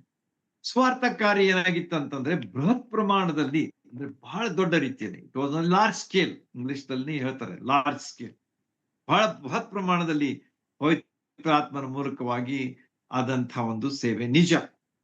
ಆದ್ರೆ ಸೇವಕರು ಮಾತ್ರ ಏನಾಗಿದ್ರು ಅಂತಂದ್ರೆ common people. Holy Spirit was great and the work was very on the large scale, but the people, ಅಲ್ಲಿ ಪವಿತ್ರಾತ್ಮನು ಆರಿಸಿಕೊಂಡಂತಹ ಜನರು ಏನಾಗಿದ್ರು ಅಂತಂದ್ರೆ ಸಾಮಾನ್ಯ ಜನರಾಗಿ. They were not very very famous people, or they were not very very learned people, they were not great people in the society. ಆದ್ರೆ ಸಾಮಾನ್ಯ ಜನರಾಗಿದ್ರು. ಅವರು ಏನಾಗಿದ್ರು ಅಂತಂದ್ರೆ ಯೇಸು ಸ್ವಾಮಿಯ ಸೇವೆಯಲ್ಲಿ ನಮಗ ಕಂಡು ಬರ್ತಾರೆ, ಅಂದ್ರೆ ಸ್ವಾರ್ಥ ಸೇವೆಯಲ್ಲಿ ಅವರು ಕಂಡು ಬರ್ತಾರೆ ಎಂಬಂತಹ ಒಂದು ವೈಶಿಷ್ಟ್ಯ ಇಲ್ಲಿ ನಮಗ ಕಾಣ್ತದೆ. ಆದ ಕಾರಣ ನಾವು ಸೇವೆ ಮಾಡುವಾಗ ಅದು ನಾವು ಏನಾಗಿದ್ದೇವೆ ದಟ್ ಈಸ್ ನಾಟ್ ಇಂಪಾರ್ಟೆಂಟ್.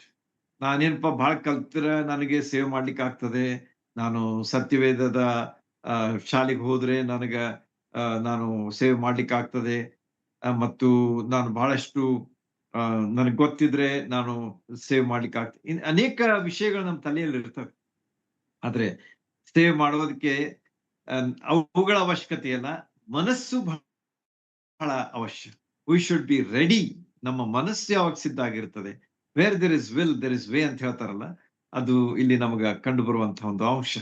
ಮನಸ್ಸು ಮಾಡಿದ್ರೆ ನಾವು ದೇವರ ಸೇವೆಯನ್ನ ಮಾಡ್ಲಿಕ್ಕೆ ಪವಿತ್ರಾತ್ಮನ ನಮಗೆ ಸಹಾಯ ಖಂಡಿತವಾಗಿ ಮಾಡ್ತಾನೆ ಎಂಬುದನ್ನ ಅಪೊಸ್ತಲರ ಕೃತ್ಯದಲ್ಲಿ ಕಂಡು ಬರುವಂತಹ ಒಂದು ಮುಖ್ಯವಾದಂತಹ ಅಂಶ. ನಾವು ಅದನ್ನ ಕಂಡುಕೊಳ್ತೇವೆ. ಮುಂದೆ ನಾವು ಏನ್ ನೋಡ್ತೇವೆ ಅಂತಂದ್ರೆ, ಸ್ವಾರ್ಥ ಸಂದೇಶ ಸಾರಲ್ಪಡುವಾಗ it was not a very easy thing, or it was not a simple thing. ಬಹಳ ಸುಲಭ ಸರಳವಾದಂತಹ ಒಂದು ಕೆಲಸ ಆಗಿತ್ತು ಅಂತ ಹೇಳಿ ನೆನೆಸ್ಬೇಡ್ರಿ. It was very very challenging task. ನೋಡ್ರಿ, ಎರಡು ವಿಷಯಗಳನ್ನ, ಎರಡು ಅಡ್ಜೆಕ್ಟಿವ್ಸ್ ಉಪಯೋಗಿಸ್ತಾ ಇದ್ದೇನೆ ನಿಮ್ಗೆ ಇದನ್ನು ಹೇಳೋದಕ್ಕಾಗಿ. ಚಾಲೆಂಜಿಂಗ್ ಟಾಸ್ಕ್ ಅಂದ್ರೆ ಇದು ಬಹಳ ಆಹ್ವಾನದಾಯಕವಾದಂತ, ಕಠಿಣವಾದಂತ ಕೆಲಸ ಆಗಿತ್ತು ಎಂಬುದನ್ನ ನಾವು ತಿಳ್ಕೊಂಡಿರ್ಬೇಕು. ಸ್ವಾರ್ಥ ಸಂದೇಶ ಸಾರುವಾಗ ವಿರೋಧ ಬರ್ತಿತ್ತು. You know about Paul, how he face the opposition. ಎಷ್ಟು ಯಹೂದ್ಯರು ಬಂದು ವಿರೋಧಿಸ್ತಾ ಇದ್ರು, ಕೊನೆಗೆ ಅವನನ್ನು ಕೊಂದು ಹಾಕ್ಬೇಕಂತ ಹೇಳಿ ಕೂಗ್ಲಿಕ್ಕೆ ಶುರು ಮಾಡ್ತಾ ಇದ್ರು. ಆದ್ರೂ ಕೂಡ ಅವರೆಲ್ಲರಿಂದ ದೇವರು ಅಂದ್ರೆ ಪವಿತ್ರಾತ್ಮನು ಪೌಲನನ್ನ ಉಳಿಸ್ತಾನೆ. He protects Paul in a very unusual way. ನಾವು ಇದನ್ನ ಹೆಚ್ಚು ವಿವರಿಸೋ ಅವಶ್ಯ ಇಲ್ಲ, ನೀವೆಲ್ಲ ಕೇಳಿದ್ರಿ ಯಾವ ರೀತಿಯಾಗಿ ಪೌಲ ಒಂದು ಬುಟ್ಟಿಯಲ್ಲಿ ಕುಳಿತುಕೊಂಡು ಹೋಗ್ಬೇಕಾಗ್ತದೆ. How God saves his life by sending him in a basket ಅಂತ ಹೇಳಿ ನಾವು ನೋಡ್ತೇವೆ. ಒಂದು ಬುಟ್ಟಿಯಲ್ಲಿ ಆತನು ತನ್ನ ಪ್ರಾಣಕ್ಕೋಸ್ಕರವಾಗಿ ಓಡಿ ಹೋಗ್ಬೇಕಾಗ್ತದೆ. ಅಂದ್ರೆ it was not easy, but god protected them in a very unusual way ಎಂಬುದಾಗಿ. ದೇವರ ವಾಕ್ಯದ ಸ್ವಾರ್ಥ ಸಂದೇಶ ಅದು ವೃದ್ಧಿ ಆಗ್ತದೆ, ಅದು ಬೆಳವಣಿಗೆ ಆಗ್ತದೆ. ವಿರೋಧ ಬರ್ಲಿ, ಅಡೆತಡೆಗಳು ಬರ್ಲಿ, ಆದ್ರೆ ಖಂಡಿತವಾಗಿ ದೇವರು ಅದನ್ನ ಆಶೀರ್ವದಿಸ್ತಾನೆ ಎಂಬುದನ್ನ ನಾವು ಅಪೊಸ್ತಲರ ಕೃತ್ಯದ ಮೂಲಕವಾಗಿ ಕಂಡುಕೊಳ್ಳುವಂತಹ ಮತ್ತೊಂದು ಅಂಶ. ನೆನಪಿಟ್ಕೊಳ್ಳೋಣ, let's not take it as easy, but ಕಷ್ಟಗಳು ಬರುವಾಗ, ಕಠಿಣತೆಗಳು ಬರುವಾಗ ನಾವು ಅದನ್ನ ಎದುರಿಸುವುದಕ್ಕಾಗಿ ಸಿದ್ಧರಿರಬೇಕು. ಪ್ರಾರ್ಥನಾಪೂರ್ವಕವಾಗಿ ನಾವು ಮುಂದರಿಯಬೇಕು. ಆಗ ದೇವರು ತನ್ನ ಮಾರ್ಗಗಳನ್ನ ನಮಗೆ ತೆರೆಯುತ್ತಾ ಹೋಗ್ತಾನೆ ಮತ್ತು ನಮ್ಮನ್ನ ಉಪಯೋಗಿಸ್ಕೊಳ್ತಾನೆ. ವಿಶೇಷವಾಗಿ ಮುಂದೆ ನಾವು ನೋಡುವಾಗ ಅಪೊಸ್ತಲರ ಕೃತ್ಯದಲ್ಲಿ ಯಾಕೋಬನ ವಿಷಯವಾಗಿ ನೋಡುವಾಗ ಬಹಳ ಸ್ವಲ್ಪ ಸಮಯ ಇದ್ದಂತಹ ವ್ಯಕ್ತಿ, ಅವನ ಅಂತ್ಯ ಆಗ್ತದೆ ನೋಡಿದ್ರೆ ಹೆರೋದನ ಅವನು ಕೊಂದು ಬಿಡ್ತಾನೆ. ಮತ್ತು ಬಾರಬನ ಯಾವ ರೀತಿಯಾಗಿ ಉತ್ತೇಜಿಸುವಂತ ವ್ಯಕ್ತಿಯನ್ನು ನೋಡಿದೆವು. ಆಮೇಲೆ ದೇವ್ರ ವಾಕ್ಯ ಯಾವ ರೀತಿಯಾಗಿ ಬೆಳೆಯಿತು ಮತ್ತು ಉಳಿಯಿತು ಎಂಬುದಾಗಿ ಅದನ್ನು ಸಹ ನಾವು ನೋಡಿದೆವು. ಆಮೇಲೆ ಕೊರಿಂಥದಲ್ಲಿ ಪೌಲ ಇದ್ದಂತ ಸಮಯ ಎಷ್ಟಾಗಿತ್ತಂತಂದ್ರೆ 18 months, 1.5 years. ನೋಡ್ರಿ, ಸ್ವಾರ್ಥ ಸೇವೆ ಅಂತ ಬೇರೆ ಬೇರೆ ಸ್ಥಳಗಳಲ್ಲಿ ಇದ್ದುಕೊಂಡು ಪೌಲನು ಆ ಒಂದು ಸನ್ನಿವೇಶಕ್ಕೆ, ಅಲ್ಲಿದ್ದಂತ ಜನರಿಗೆ, ಅಲ್ಲಿದ್ದಂತ ಸ್ಥಿತಿಗತಿಗಳಿಗೆ ಆತನು ಹೊಂದಿಕೊಂಡು 18 ಮಂತ್ಸ್ ಒಂದೇ ಕಡೆ ಇದ್ದು ಸ್ವಾರ್ಥೆ ಅಂದ್ರೆ ಒಂದೇ ಕಡೆ ಅಂದ್ರೆ ಸುತ್ತಮುತ್ತಲೆಲ್ಲ ಹೋಗಿ ಸ್ವಾರ್ಥೆಯನ್ನ ಸಾರಿದಂತ ಪೌಲನನ್ನ ನಾವು ಅಪೊಸ್ತಲರ ಕೃತ್ಯದಲ್ಲಿ ನಾವು ಕಾಣ್ತೀವಿ. ಅಷ್ಟೇ ಅಲ್ಲದೆ ಎಫೆಸ್ದಲ್ಲಿ 2 ವರ್ಷ ಇದ್ದ. He was there for 2 years. ಅಲ್ಲಿಯೂ ಸಹ ಸುತ್ತಮುತ್ತಲಿದ್ದಂತ ಎಲ್ಲಾ ಸ್ಥಳಗಳಿಗೆ ಆತನು ಭೇಟಿಯಾಗಿ ಜನರಿಗೆ ಸ್ವಾರ್ಥಿಯನ್ನ ಹೇಳಿ ಯೇಸು ಸ್ವಾಮಿ ಕಡೆಗೆ ಅವರನ್ನ ನಡೆಸಿದಂತ ಒಂದು ಚಿತ್ರವನ್ನ ನಾವು ಅಪೊಸ್ತಲರ ಕೃತ್ಯದಲ್ಲಿ ಸ್ಪಷ್ಟವಾಗಿ ಕಾಣ್ತೇವೆ. ಆದ ಕಾರಣ ನಮಗೆ ಸಿಕ್ಕಂತ ಸಂದರ್ಭಗಳನ್ನ, ಅವಕಾಶಗಳನ್ನ ನಾವು ಸದುಪಯೋಗ ಮಾಡಿಕೊಳ್ಳಬೇಕಾದದ್ದು ಬಹಳ ಅವಶ್ಯ. We have to make best use of every opportunity that God gives to us to preach the gospel. ಆದ ಕಾರಣ ಪೌಲ ತಿಮೋತಿಗೆ ಹೇಳ್ತಾನೆ, ತನ್ನ ಆತ್ಮೀಯ ಮಗನಿಗೆ, ಅನುಕೂಲವಾದ ಸಮಯದಲ್ಲಿಯೂ ಅನುಕೂಲವಲ್ಲದಂತಹ ಸಮಯದಲ್ಲಿಯೂ ನೀನು ಸ್ವಾರ್ಥ ಸೇವೆಯಲ್ಲಿ ಮಗ್ನರಾಗಿರು, ತೊಡಗಿಸಿಕೊಂಡಿರು ಎಂಬುದಾಗಿ ನಮಗ ತಿಮೋತಿಯ ಪುಸ್ತಕದಲ್ಲಿ ಬರೆದಂತ ಪತ್ರದಲ್ಲಿ ನಮಗ ಕಂಡು ಬರ್ತದೆ. ಹೀಗೆ ಪೌಲನ ಸೇವೆ ಬಹಳ ವೈವಿಧ್ಯಮಯವಾದಂತ, ವಿಶೇಷವಾದಂತ ಮತ್ತು ಬಹಳ ಪವರ್ಫುಲ್ ಆದಂತ ಸೇವೆ ಆಗಿತ್ತು ಅಂತ ಹೇಳಿ ನಮಗ ಅಪೊಸ್ತಲರ ಕೃತ್ಯ ತಿಳಿಸ್ತದೆ. ರಸ್ತೆಗಳ ಮೇಲೆ ಜನ ಅಂದ್ರೆ ಅಪೊಸ್ತಲರು ಹೋಗಿ ಸೇವೆ ಮಾಡಿದ್ರು. ಸಮುದ್ರದ ಪ್ರಯಾಣದಲ್ಲಿ ಹಡಗುಗಳಲ್ಲಿ ಹೋಗಿ ಸ್ವಾರ್ಥೆಯನ್ನು ಸಾರಿದ್ರು. ಬಿರುಗಾಳಿಯನ್ನ ಎದುರಿಸಿದ್ರು. ದೇವರ ವಾಕ್ಯ ಮಾತ್ರ ಹಂಚುವುದನ್ನ ನಿಲ್ಲಿಸಲಿಲ್ಲ. ಎವ್ರಿ ಪೋರ್ಟ್, ಪ್ರತಿಯೊಂದು ಬಂದರಕ್ಕೆ ಬಂದಾಗ ಅಲ್ಲಿ ಅವರು ಇಳಿದಾಗ ಹೋಗಿ ಸ್ವಾರ್ಥೆಯನ್ನ ಜನರಿಗೆ ತಿಳಿಸ್ತಾ ಇದ್ರು ಎಂಬುದು ಸಹ ನಾವು ಅಲ್ಲಿ ತೆಗೆದುಕೊಂಡಂತ ಒಂದು ಅಂಶ. ಎಂಥ ವಿರೋಧಗಳು ಬಂದ್ರೂ ಕೂಡ, ಧಾರ್ಮಿಕವಾದಂತಹ ವಿರೋಧ ಬಂತು, ರಾಜಕೀಯವಾದಂತಹ ವಿರೋಧ ಬಂತು, ಆರ್ಥಿಕವಾದಂತಹ ವಿರೋಧ ಬಂತು. ಇವೆಲ್ಲ ನಾನು ವಿವರಿಸಿದ್ದೇನೆ ನಿಮಗೆ. ಒಂದೊಂದು ಅಂಶಗಳು ನೆನ್ಪಿಟ್ಕೋರಿ. ಧಾರ್ಮಿಕವಾದ ರೀತಿಯಲ್ಲಿ ಅಂದ್ರೆ ಯಾವ ರೀತಿಯಾಗಿ ಧರ್ಮ ವಿರೋಧಿ ಅಂದ್ರೆ ಯೇಸು ಸ್ವಾಮಿಯನ್ನ ವಿರೋಧಿಸುವಂತವ್ರು ಯಾವ ರೀತಿಯಾಗಿ ಪೌಲನನ್ನ, ಪೇತ್ರನನ್ನ ಎದುರಿಸ್ತಾ ಇದ್ರು. ರಾಜಕೀಯವಾಗಿ ಹೌ ಪೊಲಿಟಿಕಲಿ ಅವರು ವಿರೋಧ ತರ್ತಾ ಇದ್ರು ಬೇರೆ ಬೇರೆ ಜನರು. ಅದೇ ರೀತಿಯಾಗಿ ಆರ್ಥಿಕವಾಗಿ ನೀವು ನೋಡ್ತೀರಿ ಅಲ್ಲಿ ಅಥೆನ್ಸ್ ದಲ್ಲಿ ಏನಾಯ್ತು ಅಂತ ಹೇಳಿ, ಎಫೆಸ್ದಲ್ಲಿ ಏನಾಯ್ತು ಅಂತ ಹೇಳಿ, ಅರ್ತೆಮಾದೇವಿಯ ಮೂರ್ತಿ ಮಾಡುವಂತವ್ರು ಏನ್ ಮಾಡ್ಬಿಟ್ರು, ಯೇಸು ಸ್ವಾಮಿ ನಂಬಿದ ಮೇಲೆ ತಮ್ಮ ಒಂದು ಮೂರ್ತಿ ಮಾಡುವಂತಹ ಒಂದು ಉದ್ಯೋಗ ಹಾಳಾಗಿ ಹೋಗ್ತದೆ ಅಂತ ಹೇಳಿ ಅವ್ರು ಹೋಗಿ ವಿರೋಧ ಮಾಡ್ಲಿಕ್ಕೆ ಶುರು ಮಾಡಿದ್ರು. ಯಾರನ್ನ? ಪೌಲನನ್ನ. ಈ ರೀತಿಯಾಗಿ ಒಂದು ಆರ್ಥಿಕವಾದ ರೀತಿಯಲ್ಲಿಯೂ ಸಹ ವಿರೋಧ ಬಂತು ಅಂತ ಹೇಳಿ ನಮಗ ಕಂಡು ಬರ್ತದೆ. ಇನ್ನು ಅನೇಕ ಅಂಶಗಳಿವೆ, ಅವುಗಳನ್ನ ಸ್ವಲ್ಪ ನೆನಪು ಮಾಡ್ಕೊಳ್ರಿ, ತಿರುಗಿ ಹೋದ್ರಿ, ಇವೆಲ್ಲಾ ವಿಷಯಗಳು ನಿಮ್ಗೆ ಇನ್ನೂ ಹೆಚ್ಚು ರಿಯಲ್ ಆಗಿ ಕಂಡು ಬರ್ತವೆ. ಈ ರೀತಿಯಾಗಿ ಧಾರ್ಮಿಕ, ರಾಜಕೀಯ, ಆರ್ಥಿಕ ಎಲ್ಲಾ ವಿರೋಧಗಳು ಬಂದ್ರೂ ಕೂಡ ಸ್ವಾರ್ಥ ಸೇವೆ ಮಾತ್ರ ಅದ್ಭುತವಾದ ರೀತಿಯಲ್ಲಿ ಮುಂದರಿಯಿತು ಅಪೊಸ್ತಲರ ಕೃತ್ಯದಲ್ಲಿ ಎಂಬುದಾಗಿ ನಮಗ ಕಂಡು ಬರ್ತದೆ. ಆಮೇಲೆ ಒಂದೇ ಅಧ್ಯಾಯದಲ್ಲಿ ನಾವು ಪೌಲನನ್ನ ಜನರು ಇವರು ದೇವರು ಅಂತ ಹೇಳಿ ಹೇಳ್ತಾ ಇರುವಾಗ, ಅದೇ ಅಧ್ಯಾಯದಲ್ಲಿ ಉಳಿದವರು ಏನ್ ಮಾಡ್ಬಿಟ್ರು ಅಂತಂದ್ರೆ, ಬಂದು ಅವನನ್ನ ಕಲ್ಲು ಹಾಕಿ ಅವನನ್ನ ಅವನು ಸತ್ ಹೋದ ಅಂತ ಹೇಳಿ ಅವನು ಊರ್ ಹೊರಗೆ ಹೋಗಿದ್ರಂತ. ಹೋಯ್ತು, ನಿಮ್ಮೆಲ್ಲರಿಗೂ ಗೊತ್ತದೆ. ಆಮೇಲೆ ಪೌಲನಿಗೆ ಆದಂತಹ ಅನುಭವ ಸಹ ನಮ್ಗೆ ಆತನು ಕೊರಿಂಥದವರಿಗೆ ಬರೆದ 2ನೇ ಪತ್ರದಲ್ಲಿ ಓದ್ತೇವೆ. 12ನೇ ಅಧ್ಯಾಯ ಓದ್ರಿ, ಯಾವ ರೀತಿಯಾಗಿ ಪೌಲ ತನ್ನ ಅನುಭವವನ್ನು ಹೇಳ್ತಾನೆ. ಸತ್ತ ಹಾಗೆ ಬಿದ್ದಂತ ಪೌಲ ಯಾವ ರೀತಿಯಾಗಿ ತನ್ನ ಅನುಭವವನ್ನ ಅಲ್ಲಿ ಬರೀತಾನೆ ಎಂಬುದನ್ನ 2 ಕೊರಿಂಥ 12ನೇ ಅಧ್ಯಾಯದಲ್ಲಿ ನೀವು ಓದಿದ್ರೆ ನಿಮ್ಗೆ ಗೊತ್ತಾಗ್ತದೆ. ಈ ರೀತಿಯಾಗಿ ಇಂಥ ವಿಷಯಗಳು ಸಹ ನಡೀತಾ ಇದ್ವು. ವಿರೋಧಾಭಾಸಗಳು ಅಂತಾರೆ ಅವಕ್ಕೆ. ಅಂದ್ರೆ ಒಂದ್ ಕಡೆ ಒಂದು ಏನಂತಾರೆ ಅದಕ್ಕೆ ಸಹಕಾರ ಇದೆ, ಮತ್ತೊಂದು ಕಡೆ ವಿರೋಧ ಸಹ ಇದೆ. ಇಂಥ ವಿಷಯಗಳು ಸಹ ನಮಗ ಅಲ್ಲಿ ಕಂಡು ಬರ್ತವೆ. ಆಮೇಲೆ ನಾವು ಮುಂದೆ ಬರುವಾಗ 28ನೇ ಅಧ್ಯಾಯಕ್ಕೆ ಬರುವಾಗ ಸಮಯ ಆಲ್ಮೋಸ್ಟ್ ದಾಟಿದೆ. ಆದ ಕಾರಣ ನಾನು ಹೇಳಬೇಕಾದದ್ದನ್ನು ಹೇಳಲಿಕ್ಕೆ ಆಗುವುದಿಲ್ಲ. ಇರ್ಲಿ, ಮುಗಿಸೋಣ ಈ ಅಧ್ಯಾಯವನ್ನ. ಕೊನೆಯ ಅಧ್ಯಾಯದಲ್ಲಿ ಕಾಣಬರುವಂತಹ ಒಂದು ವಿಶೇಷವಾದಂತಹ ಸಂಗತಿ ಏನಂತಂದ್ರೆ, 2 ವರ್ಷಗಳವರೆಗೆ ಪೌಲ ಸೆರೆಯಲ್ಲಿ ಇದ್ದ.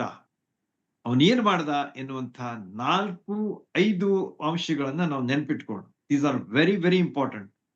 ಮೊದಲನೇದಾಗಿ, ಪೂರಾ 2 ವರ್ಷ ಅಲ್ಲಿದ್ದ. ಎಲ್ಲಿ? ಸೆರೆಯಲ್ಲಿ. ಒಬ್ಬ ಏನಂತ ಸಿಪಾಯಿ ಕೂಡ ಅವನನ್ನು ಕಟ್ಟಿ ಹಾಕ್ತಾ ಇದ್ರು. ಸರಪಣಿಯಿಂದ ಅವನನ್ನು ಕಟ್ಟಿ ಹಾಕ್ತಾ ಇದ್ರು. ಅವನ ಕೈ ಮತ್ತು ಸಿಪಾಯಿ ಕೈಗೆ ಸರಪಣಿ ಇರ್ತಿತ್ತು ಯಾವಾಗಲೂ. ಹೀಗೆ ಅದು ಅಂದ್ರೆ ಸೆರೆಮನಿ ವಾಸ ಅಲ್ಲ, ಬಟ್ ಬಾಡಿಗೆಯಲ್ಲಿ ಮನೆಯಲ್ಲಿ ಇದ್ಕೊಂಡು ಅವನಿದ್ದ. ಅಂದ್ರೆ that freedom was there, God had given it and he has done it in a very wonderful way. ಈ ರೀತಿಯಾಗಿ 730 ದಿವಸಗಳ ಸೇವೆ ಎಂತದ್ದಾಗಿತ್ತು ಅಂತಂದ್ರೆ, ತನ್ನ ಬಳಿಗೆ ಬರುವವರನ್ನ ಸೇರಿಸಿಕೊಂಡ. ಯಾರ್ಯಾರು ಆತನ ಬಳಿಗೆ ಬರ್ತಾ ಇದ್ರು ಅವರನ್ನ ಸೇರಿಸಿಕೊಳ್ತಾ ಇದ್ದ.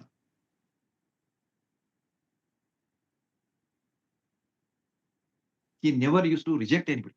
Help us to work to do the gospel work effectively, like Paul. ತನ್ನ ಬಳಿಗೆ ಬರುವವರನ್ನ ಸೇರಿಸಿಕೊಂಡ.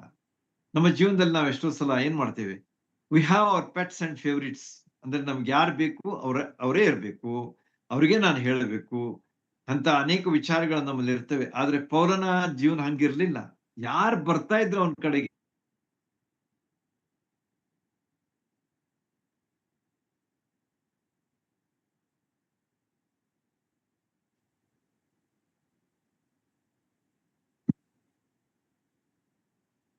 ಯಾವ ರೀತಿಯಾಗಿ ಪೌಲ ಸೇವೆ ತನ್ನ ಬಳಿಗೆ ಬರುವವರನ್ನ ಸೇರಿಸಿಕೊಂಡ. ಮೂರನೇ ವಿಷಯ, ಯಾವ ಅಡ್ಡಿ ಇಲ್ಲದೆ, ಯಾವುದೇ ವಿಷಯಗಳ ಅಡ್ಡಿ ಬರದಂತೆ ಅವನು ಸುವಾರ್ತೆಯನ್ನು ಹೇಳ್ತಾ ಇದ್ದ. ಯಾವುದೇ ಒಂದು ಅಂದ್ರೆ ತನಗೆ ಗೊತ್ತೈತಿ ಅಥವಾ ಅವ್ರಿಗೆ ಗೊತ್ತಿಲ್ಲ, ಈ ವಿಷಯಗಳು ಬೇಡ, ಯಾವುದೇ ಅಡ್ಡಿ ಬೇಡ. ನೀನು ಅಲ್ಯವ, ನೀನ್ ಇಲ್ಯವ, ಅಥವಾ ನಿನ್ ಗೊತ್ತದೆ ನಿನ್ ಗೊತ್ತಿಲ್ಲ, ಯಾವುದೇ ಅಡ್ಡಿ ಬೇಡ. ನಾಲ್ಕನೇದಾಗಿ, ತುಂಬು ಧೈರ್ಯದಿಂದ ಸ್ವಾರ್ಥೆಯನ್ನು ಹೇಳುವಾಗ ಅವನಿಗೆ ಹೆದರ್ತಿರ್ಲಿಲ್ಲ ಯಾರಿಗೂ. ಯಾಕಂದ್ರೆ he knew that the gospel is the truth. ಸತ್ಯವಾಗಿದೆ, ಅದನ್ನ ಯಾರು ಚಾಲೆಂಜ್ ಮಾಡ್ಲಿಕ್ಕೆ ಸಾಧ್ಯ ಇಲ್ಲ ಎಂಬುದು ಅವನಿಗೆ ಗೊತ್ತಿದ್ದ ಕಾರಣ ತುಂಬು ಧೈರ್ಯದಿಂದ ಅದನ್ನು ಹೇಳ್ತಾ ಇದ್ದ. ದೇವರ ರಾಜ್ಯದ ವಿಷಯವಾಗಿ ಹೇಳ್ತಾ ಇದ್ದ. ನೋಡ್ರಿ ಎಷ್ಟು ವಿಶೇಷವಾದಂತಹ ಸಂಗತಿಗಳು ಇಲ್ಲಿವೆ. ಪ್ರಸಿದ್ಧಿ ಪಡಿಸುತ್ತಿದ್ದ ಅಂದ್ರೆ ಹಿ ವಾಸ್ ಎಕ್ಸ್ಟೆನ್ಸಿವ್ಲಿ ಶೇರಿಂಗ್. ಪ್ರಸಿದ್ಧಿ ಪಡಿಸುವುದು ಅಂತಂದ್ರೆ ಜನರಿಗೆ ಮುಂದೆ ಆಗ್ತಕ್ಕಂತಹ ವಿಷಯಗಳ ಬಗ್ಗೆ ಕಲ್ಪನೆಯನ್ನು ಕೊಡ್ತಾ ಅಥವಾ ವಿಚಾರಗಳನ್ನು ತಿಳಿಸ್ತಾ ಇದ್ದ ಎಂಬುದನ್ನ ಈ ಭಾಗದಿಂದ ಕಂಡುಕೊಳ್ತೇವೆ. ಯೇಸು ಕ್ರಿಸ್ತ ವಿಷಯವಾಗಿ ಉಪದೇಶ ಮಾಡುತ್ತಿದ್ದನು ಎಂಬುದಾಗಿ ಅಲ್ಲಿ ನಮಗ ತಿಳಿಸಲ್ಪಟ್ಟಿದೆ. ನೋಡ್ರಿ ಎಷ್ಟು ವಿಶೇಷವಾದಂತ ಅಂಶಗಳು ಅಲ್ಲಿ ನಮಗ ಕಂಡುಬರ್ತದೆ. ನೆನ್ಪಿಟ್ಕೊಂಡು ಇವೆಲ್ಲ ನಾನು ರಿಪೀಟ್ ಮಾಡೋದಿಲ್ಲ, ಸಮಯ ಇಲ್ಲ. ಆದ ಕಾರಣ ಪೌಲನು ಮಾಡಿದಂತ ಸೇವೆ ಎಷ್ಟು ವಿಶೇಷವಾಗಿತ್ತು. 4 ಪತ್ರಗಳನ್ನು ಬರೀತಾನೆ ಅವನು ಅಲ್ಲಿ ಸೆರೆಮನಿಯಲ್ಲಿ ಇದ್ಕೊಂಡು. ಎಫೆಸ್ ಅವರಿಗೆ ಬರೆದ ಪತ್ರ, ಫಿಲಿಪಿಯವರಿಗೆ ಬರೆದ ಪತ್ರ, ಕೊಲೊಸ್ಸೆಯವರಿಗೆ ಬರೆದ ಪತ್ರ, ಫಿಲೆಮೋನನಿಗೆ ಬರೆದ ಪತ್ರ. ಈ 4 ಪತ್ರಗಳನ್ನ ಬರೀತಾನೆ. ಈ ರೀತಿಯಾಗಿ ಯೇಸು ಕ್ರಿಸ್ತರ ವಿಷಯವಾಗಿ ಉಪದೇಶ ಮಾಡ್ತಾ ಇದ್ದ. ಯಹೂದ್ಯರು ಮತ್ತು ಅನ್ಯರು ನಂಬಿಕೆಯ ಮೂಲಕವಾಗಿ ನೀತಿವಂತರಾದ್ರು ಅಂತ ಹೇಳಿ ನಮಗಲ್ಲಿ ಕಂಡು ಬರ್ತದೆ. ಅಷ್ಟೇ ಅಲ್ಲದೆ ಯೇಸು ಕ್ರಿಸ್ತರ 1000 ವರ್ಷದ ಆಳಿಕೆಯಲ್ಲಿ ಅವರು ಭಾಗವಹಿಸ್ತಾರೆ. This is the future glory that we should always remember. ದೇವರ ರಾಜ್ಯದ ವಿಷಯವಾಗಿ ಯಾಕೆ ಹೇಳ್ತಾ ಇದ್ದವನು? ಈಗಾಗಲೇ ನಾನು ಕೇಳಿದ್ದೀರಿ ನೀವು. ಅದನ್ನು ಸಹ ನಾವು ತಿಳ್ಕೊಂಡಿರ್ಬೇಕು, ಕಲಿತ್ಕೊಳ್ಬೇಕು, ಅದನ್ನ ನೆನ್ಪಿಟ್ಕೊಳ್ಬೇಕು, ಜನರಿಗೆ ಅದ್ರ ಬಗ್ಗೆ ಹೇಳ್ಬೇಕು. ದೇವರ ರಾಜ್ಯದ ವಿಷಯವಾಗಿ ಅಂದ್ರೆ ಯೇಸು ಸ್ವಾಮಿ ನಾಳೆ ಆಳಲಿಕ್ಕಿದ್ದಾನೆ. ಹಿಸ್ ಕಿಂಗ್ಡಮ್ ಫಾರ್ 1000 years ಎಂಬುದಾಗಿ ನಮಗ ಅಲ್ಲಿ ಮುಂದೆ ಬರ್ತದೆ. ಯೇಸು ಸ್ವಾಮಿ 2ನೇ ಬರೋಣ ಆದ್ಮೇಲೆ ಏನಾಗ್ತದೆ ಅನ್ನುವಂತ ವಿಚಾರ ಅಲ್ಲಿ ನಮ್ಮ ಮುಂದೆ ಇದೆ. ಅದನ್ನು ಸಹ ಅವರಿಗೆ ತಿಳಿಸ್ತಾ ಇದ್ದ ಎಂಬುದಾಗಿ ನಮಗ ಇಲ್ಲಿ ಕಂಡು ಬರುವಂತಹ ವಿಶೇಷವಾದಂತಹ ಅಂಶ. ಈ ರೀತಿಯಾಗಿ ದೇವರ ರಾಜ್ಯದ ಸ್ವಾರ್ಥೆ ಯಹೂದ್ಯರಿಂದ ಅನ್ಯರಿಗೆ ಅದು ತಲುಪಿತು. ನೆನಪಿಟ್ಕೊಳ್ರಿ, the result, the conclusion of Acts of Apostles is ದೇವರ ರಾಜ್ಯದ ಸ್ವಾರ್ಥೆ, ಯೇಸು ಕ್ರಿಸ್ತರ ಸ್ವಾರ್ಥೆ ಯಹೂದ್ಯರಿಂದ ಅನ್ಯರಿಗೂ ಸಹ ತಲುಪಿತು. ಯೆರೂಸಲೇಮಿನಿಂದ ರೋಮದವರೆಗೆ ಅದು ಹೋಯಿತು ಎಂಬುದಾಗಿ ಅಪೊಸ್ತಲರ ಕೃತ್ಯದಲ್ಲಿ ನಮಗ ಸ್ಪಷ್ಟವಾಗಿ ತಿಳಿದು ಬರ್ತದೆ. ಆದ ಕಾರಣ ಪೌಲ ಬಂಧನದಲ್ಲಿದ್ದ, he was in chains, but gospel was not in chains. ಇನ್ನೊಂದು ಅಂಶ ನೆನ್ಪಿಟ್ಕೊಡ್ರಿ, ಪೌಲನು ಸೆರೆಯಲ್ಲಿದ್ರು ಕೂಡ ಸ್ವಾರ್ಥೆಗೆ ಯಾವ ಬಂಧನ ಇರಲಿಲ್ಲ. He had every freedom to preach the gospel of Lord Jesus Christ. ಈ ರೀತಿಯಾಗಿ ಅದ್ಭುತವಾದಂತಹ ಸೇವೆಯನ್ನ ಪೌಲನು ಮಾಡಿ ನಮ್ಮ ಮುಂದೆ ಅಪೊಸ್ತಲರ ಕೃತ್ಯದಲ್ಲಿ ನಮಗ ಈ ಎಲ್ಲಾ ವಿಷಯಗಳು ನಮಗೆ ಕಂಡು ಬಂದಿವೆ. ಆದ ಕಾರಣ it is a relay race ಅಂತ ಹೇಳಿ ನಾನು ಹೇಳ್ತೇನೆ. ಲಾಸ್ಟ್ ಹೇಳಿ ಮುಗಿಸ್ತೇನೆ. It is a relay race. Relay race ಅಂತಂದ್ರೆ ಏನು? ಒಬ್ರು ಓಡ್ತಿರ್ತಾರೆ, ಆಮೇಲೆ ಅವ್ರ ಕೈಯಲ್ಲಿ ಒಂದು ಬ್ಯಾಟರ್ನ್ ಇರ್ತದೆ, ಅಲ್ಲಿ ಮುಂದೆ ಒಬ್ರು ನಿಂತಿರ್ತಾರೆ, ಅವ್ರ ಕೈಯಾಗ ಆ ಬ್ಯಾಟರ್ನ್ ಕೊಟ್ಕೊಂಡು ಅವ್ರ ಮುಂದೆ ಓಡ್ಲಿಕ್ಕೆ ಶುರು ಮಾಡ್ತಾರೆ. ಆಮೇಲೆ ಅವ್ರ ಮುಂದೆ ಓಡ್ತಾ ಹೋದಾಗೆ ಮತ್ತೊಬ್ಬ ವ್ಯಕ್ತಿಯಲ್ಲಿ ನಿಂತಿರ್ತಾನೆ, ಅಥವಾ ಮತ್ತೊಬ್ಬ ಸ್ತ್ರೀ ಲೇಡೀಸ್ ಇದ್ರೆ ಅವರಲ್ಲಿ ನಿಂತಿರ್ತಾರೆ. ಲೇಡೀಸ್ ರಲ್ಲೇ ಇದ್ರೆ, ಜೆಂಟ್ಸ್ ರಲ್ಲೇ ಇದ್ರೆ ಬೇರೆ ಬೇರೆ ಅವ್ರೇನ್ ಮಾಡ್ತಾರೆ, ಆ ಬ್ಯಾಟನ್ ತಗೊಂಡು ಹೋಗಿ ಮುಂದಿನ ವ್ಯಕ್ತಿಗೆ ಕೊಡ್ತಾರೆ. ಈ ರೀತಿಯಾಗಿ ಆ ರೇಸ್ ಮುಂದರಿಯುತ್ತದೆ. ರಿಲೇ ರೇಸ್ ಎಂಬುದಾಗಿ ಅದರ ಬಗ್ಗೆ ನಾವು ತಿಳಿದಿದ್ದೀವಿ. ಆದ ಕಾರಣ ನಾವು ಸಹ ಈ ಸ್ವಾರ್ಥ ಸೇವೆಯಲ್ಲಿ ಏನ್ ಮಾಡ್ಬೇಕಾಗಿದೆ ಅಂತಂದ್ರೆ, we should pass on the baton to the next person, next generation, next person, next people. ಎಲ್ಲರಿಗೂ ನಾವು ಈ ಒಂದು ಸ್ವಾರ್ಥ ಸೇವೆಯನ್ನ ಮುಂದರಿಸಿಕೊಂಡು ಹೋಗ್ಬೇಕಾದಂತ ವಿಷಯವನ್ನ ಅಪೊಸ್ತಲರ ಕೃತ್ಯ ನಮಗ ತಿಳಿಸ್ತದೆ. ಈ ರೀತಿಯಾಗಿ ಈ ಎಲ್ಲಾ ಅದ್ಭುತವಾದಂತಹ ವಿಷಯಗಳನ್ನ ನಾವು ಅಪೊಸ್ತಲರ ಕೃತ್ಯದಲ್ಲಿ ಕಂಡುಕೊಂಡಿದ್ದೇವೆ. ಆದ ಕಾರಣ ಇದರ ಒಂದು ಪ್ರೋತ್ಸಾಹದಿಂದ ನಮ್ಮ ಕ್ರಿಸ್ತಿಯ ಸೇವೆ, ಸ್ವಾರ್ಥಿಗೆ ಯಾವ ಬಂಧನ ಇಲ್ಲ. It is not in chains, it is free. ಮತ್ತು ಯಾರಿಂದ ರಿಲೇ ರೇಸ್, ಆ ರೇಸ್ ನಲ್ಲಿ ನಾವು ಮುಂದೆ ಇರತಕ್ಕಂತಹ ವ್ಯಕ್ತಿಗೆ ನೀನ್ ತೆಗೆದುಕೊಂಡು ಹೋಗ್ಪಾ ಈ ಸ್ವಾರ್ಥೆ ಅಂತ ಹೇಳುವಂತಹ ಒಂದು ಸ್ಥಿತಿಯಲ್ಲಿ ನಾವು ಇರಬೇಕು. ಈ ರೀತಿಯಾಗಿ ಮಾಡ್ಲಿಕ್ಕೆ ದೇವರು ನಮ್ಮೆಲ್ಲರಿಗೆ ತನ್ನ ಸಹಾಯ ಮಾಡಲಿ. ದೇವ್ರ ನಾಮಕ್ಕೆ ಸ್ತೋತ್ರವಾಗಲಿ.